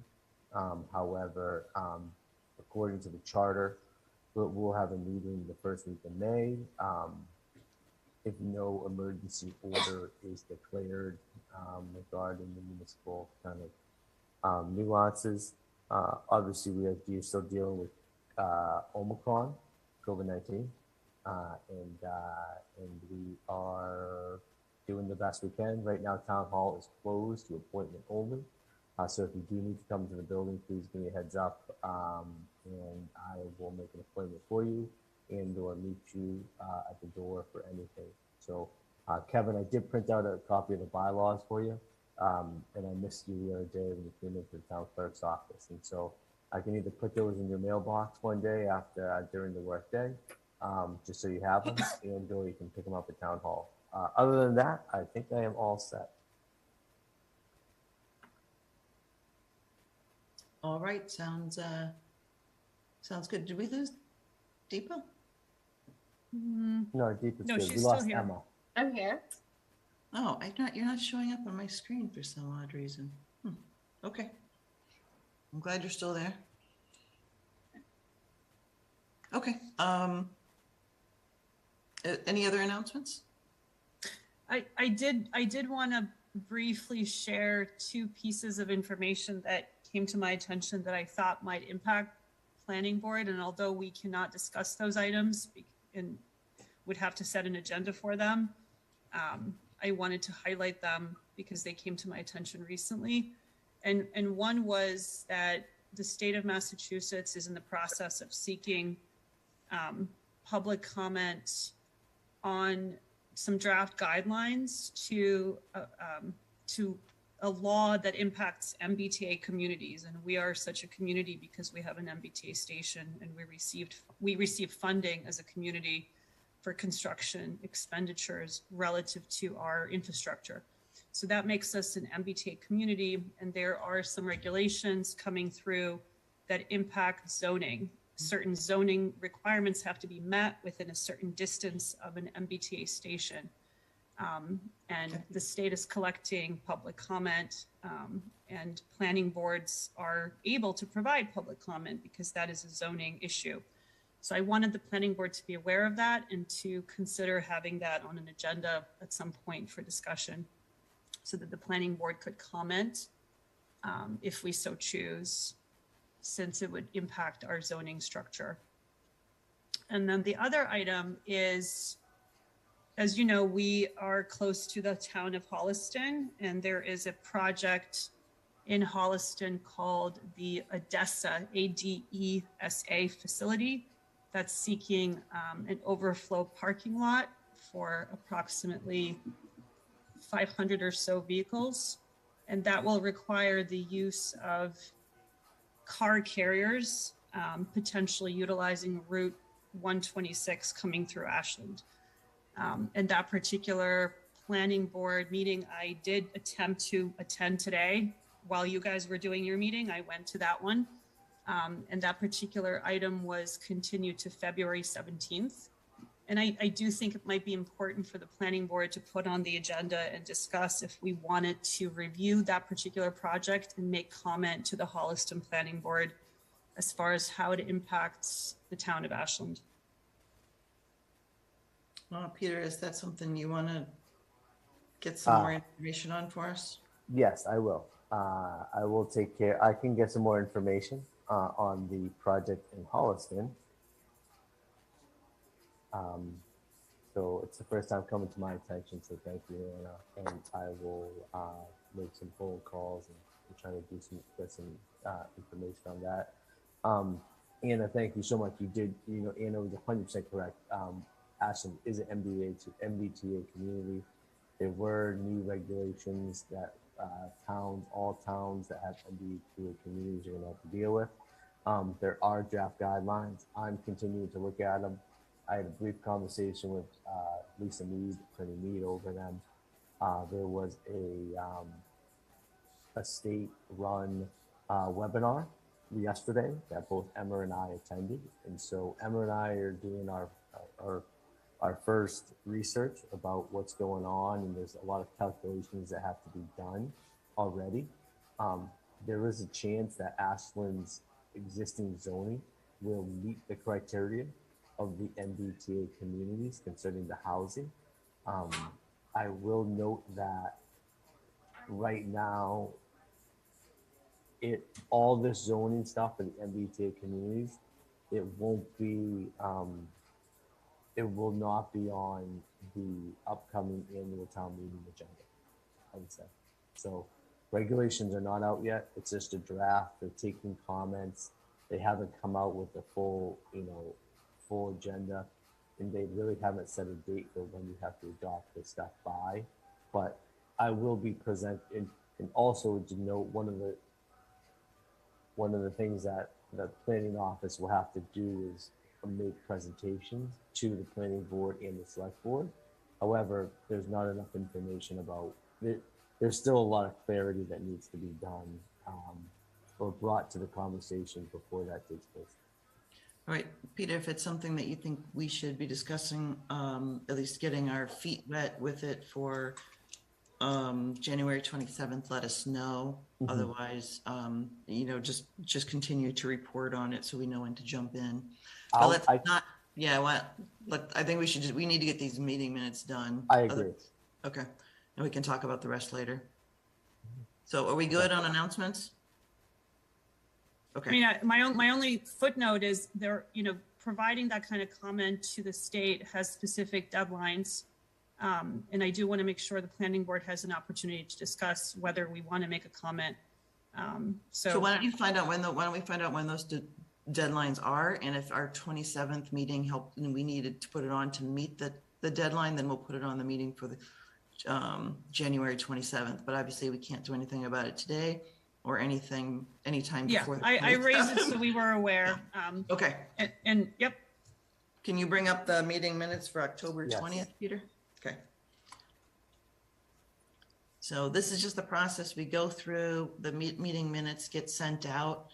What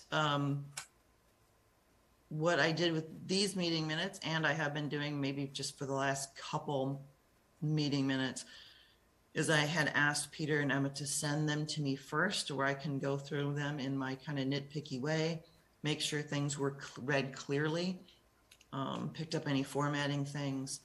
They then incorporated those and sent them out to the group to hopefully make our meeting minute process smoother. So Peter will bring them up, and if anyone has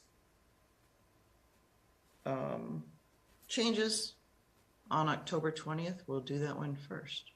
So this is October 20th. I have in front, it is up, and I just need to scroll. Excuse me. And I've reviewed them and I don't have any changes. I reviewed them. I have not signed it. The only thing I noticed was the voting at the end, instead of 500, it says 400. It looks like all of us were there for that planning retreat. So it's the last line when we ended the session. That was for the, actually, but we're on October 20th, which was a regular meeting, wasn't it? No, this No, is a October planning 20th board. was the retreat. That was the retreat. Okay. Yep. Sorry. That was the first retreat in town hall. Because I think I left early that day, right?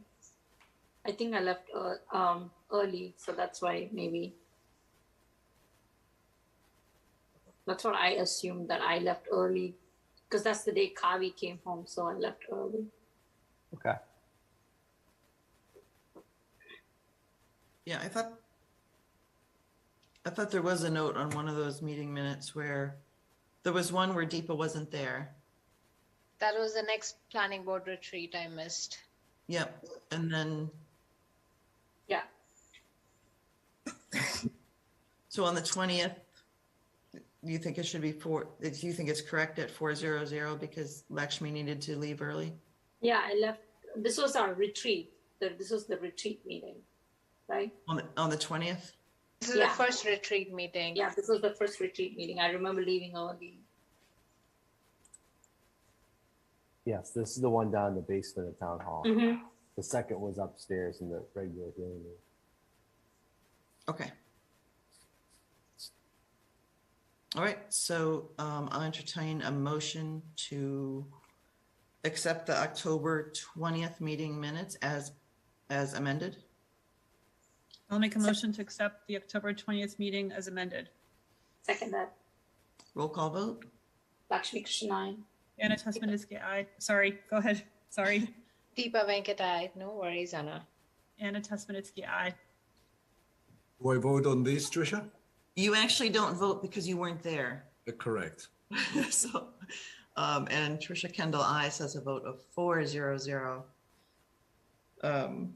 to accept the meeting minutes. And Marcelo, that's why I say it's true for all of these because you weren't there, so you actually don't get to vote either way. So it's up to you. I've got to read them, but that's okay. Okay. All right, so moving on to November 18th, which was a meeting, right? That is correct. Excuse me, I just have to reorganize. That's all.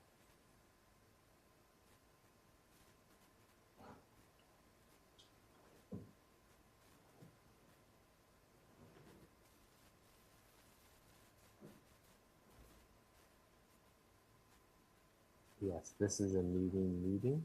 Hope everyone can see the screen. This is where the thing got continued, right?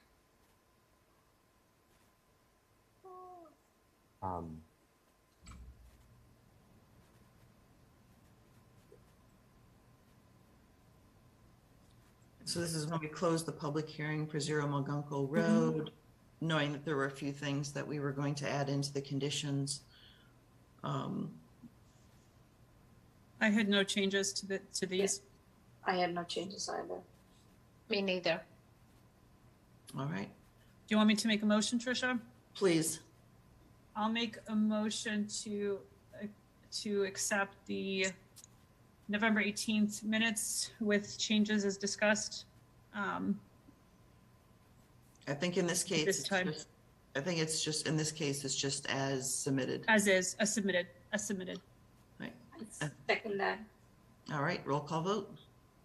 Lakshmi Krishnan. Deepa Venkatai. Anna Tesmanitsky, aye. And Trisha Kendall, aye. So that's a vote of 4:00. Just want to make note, Anna sent me some additional comments for the next two sets, which are going to be November 18th and November 23rd. And I have not been able to add those additional comments in. However, I have saved them so I can bring those up on the screen. And I think you mean November 23rd and December 9th, right? Yes, I'm sorry. Okay. Yeah. Oh, I'm sorry. Yeah. Correct. Okay. Yeah. If it's easy to do, I think we just take care of it and let's get up to date. That'd be lovely if you can bring it up because I did it with like strikes out and color, so it's really easy. Yeah, it's super easy. Yeah. 1 minute.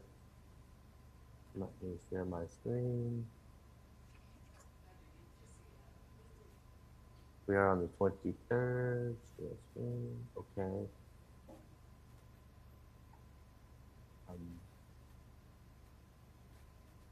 There's a strikeout here concerning Facebook. Yeah, I don't recall that we made that call that one was better than the other. So in fact, a couple of paragraphs later, we talk about discussing how to do it and whether we would have our own Facebook page. So I think that part should be taken out. No, it was actually a discussion that we talked about because I had posted from my personal Facebook account the meeting, oh, I don't remember which meeting it was, but I think Lakshmi said she saw it and there was all this Yeah, people flashback. proposed, yeah, they were, Yeah, because I had, even though I only gave meeting information, I gave no other comment. There was a lot of, because I posted it from my personal account, there was a lot of flack. I got you. So maybe we just need, Yeah. because I read this to mean who is going to be, okay, I misread what this is trying to say. So maybe, I mean, if we want to leave it, maybe just specify, but that these posts would not be made on a personal Facebook page. Right. But rather would be on a planning board page. Okay. Okay. So could we make that change? But these posts would best originate from a planning board website rather than a member's personal Facebook page. That's fair. Yep. That's fair.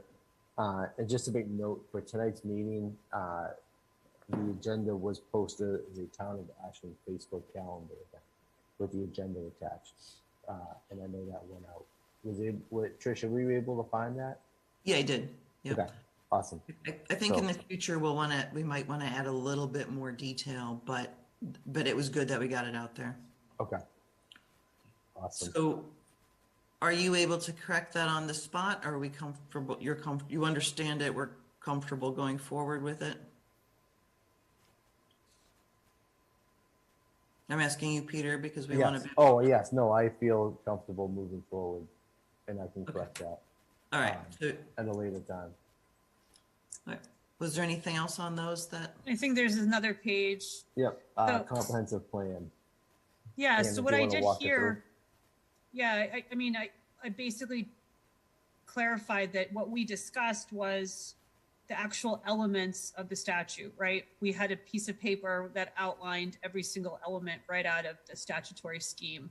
So the comprehensive plan statute has these elements, and that's what we discussed. I believe I printed off a couple of copies of it and we went through it. So rather than saying that, we could consider this for a comprehensive plan, this is literally right out of the statutory scheme. And I wanted it to be really clear here. It's not like we have an option. These are the elements, and that's what we discussed. So I kind of cleaned it up a little bit so it was more clear what was on that piece of paper. Yep. That all sounds fine to me. I remember it was your topic that you discussed. So it's good And then towards the end, I just cleaned up, that we wanted the support of the town manager and the select board. And also we talked about reaching out to various committees and organizations, right? Both private and public, because in that sheet of paper, we started talking about kind of the extent of that effort and what that would look like. So I cleaned that up a little bit. Yep. I'm fine with those changes as presented. And that was it.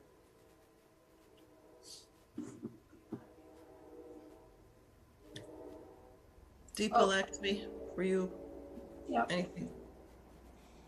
I'm all set. You're all set? Falling asleep all set? I'm all good. All right, then I will make a motion to accept because I think I can do that, to accept the November 23rd meeting minutes as amended. I'll second that. Roll call vote. Lakshmi Krishnan, I wasn't part of this meeting, so I should not be voting it. Anna Tesmanitsky, aye. And Trisha Kendall, aye. That is 3-0-0, but we make it by the skin of our teeth getting that approved. All right, and the last set of minutes is from December 9th.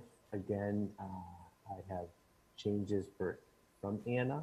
However, I have not put those into the what was originally sent out. So I'm just going to bring up what Anna sent me, if that's okay. And Anna, please feel free and walk us through.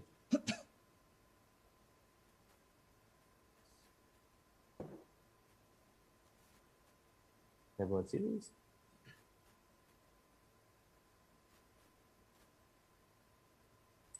this is the meeting. Michael Herbert joined us concerning the master plan conversation. And I believe all your changes are in yellow. Yeah, my changes are in yellow, and then you'll see what I'm striking out. So I mean, the big change, I think, is I wanted to make it really clear that at one point I asked Michael, hey, what's going to change in the fall? And he said, I'm really not sure. I did not get the sense that capacity would necessarily change for the fall, and I wanted that to be clear in the minutes. Can you back up again, Peter, so we can see I got Yes. Yeah. Right there. Yep. 23. And I did not recall the discussion of the free cash being available. That was, when I read the minutes, I was surprised to see that because I do not recall that discussion at all. Yeah, I remember talking about free cash. If you do, then but I don't think I don't remember that happening at that meeting. I mean, if someone recalls it, I did not. That because I remember when I read this, it was news to me that was, maybe I missed it. Do others on the board recall that? I can always go back and look at the minutes. Free cash is typically certified in the fall, and that's where you go back, and that's one of the pot of money that you can use in the fall town meeting. So it would make sense if we talked about free cash in the fall, but I can dive deeper into that conversation and go back and look at the recording. I thought that's and I mean, if it's there, I would just edit that. You know, you could just include it. I mean, I recall the discussion that there was a lack of capacity. I did not recall a discussion about later finance. If both are true, just let's make both there. Okay. Yeah, that's fair. I think you talked about it and then talked about how that's why the town meeting was so late this year, because the free cash wasn't appropriated or certified. And typically it would be, we would have that town meeting earlier. So it was, he explained it maybe more detail than we needed, but he had talked about that, I thought, at that time. Did we hear that as there's no money in the spring? Because I heard it as there's no capacity in the spring. There's money, but no capacity. Yeah, those are two different conversations about money and time. Yeah. Got it. So I just don't want to confuse the two and make it seem like we were told there's no money for it in the spring. We were told there's no capacity in the spring, and there happens to be separate discussion about money in the fall, right? The two are kind of separate, but it came across in the minutes as if we cannot do it in the spring because there's no money. That's how it read to me. I thought that's what he was saying because the cash isn't ready till the fall. And so right now, all the cash, there's no cash. It's already spent from last fall. Okay. That's not how I heard it. So if others heard it the way Trisha did, then I could be wrong. Because the way I heard it was we don't have capacity. We're busy. The comprehensive plan may have to happen in the fall, and we may still be busy in the fall. That's how I heard I think the thing was that spring, no cash, no capacity, fall cash, but still might not be capacity. That's understood. What I took in out that of it. case, we need to add the lack of money that I took out, Peter. So combine the two. So waiting until the fall due to lack of capacity in the planning department, and free cash would be available in the fall. Okay, I'll take care of it. Yep. Yeah, I think go back, if you could double check the meeting minutes, Peter, and just make sure my memory is correct as well. Yep. Obviously, it needs to be right. And I trust you to put it in there as it should be. Okay. Yeah, let's make it accurate. And then I think that section that I added, the yellow sentence, is just to really clarify the capacity statement towards the end of the meeting when I asked Michael, well, what will change in the fall? And he said, I'm really not sure. So yes, that's true. He said that. So I really want this to be clear and accurate, because as we discussed doing it, we want to be clear the public sees why we're not. Okay. So if people are comfortable with it, I guess, well, it's just the three of us or four of us on this one, right? Is everyone comfortable just informally, everyone's comfortable with Peter looking at the tape and clarifying Yes. Verifying, I should say. Okay. So we're clarifying that earlier point, right, Tricia, about it being both capacity and money for the spring, but the rest of the changes you're okay with? Yes, yeah, I am. I'm going to clarify lines 21 to 26. Okay. Yeah. So the budget is in the fall town meeting, right? So that's why I think the free cash conversation also came. That's what I have in my notes. Right. Is that's right, Peter? At least the free cash portion of the budget. Free cash is always certified by DOR, Department of Revenue, and so typically towns spend and allocate free cash at a fall town meeting, which is almost your midway point, to kind of allocate funds to get you across to the next budget cycle. And okay. Then balance sheet will be sent to DOR for free cash. That's what I have. Yep. And then DOR certifies it. Okay. I will then make a motion to accept the December 9th meeting minutes to be amended, to be verified, I will say, by Peter.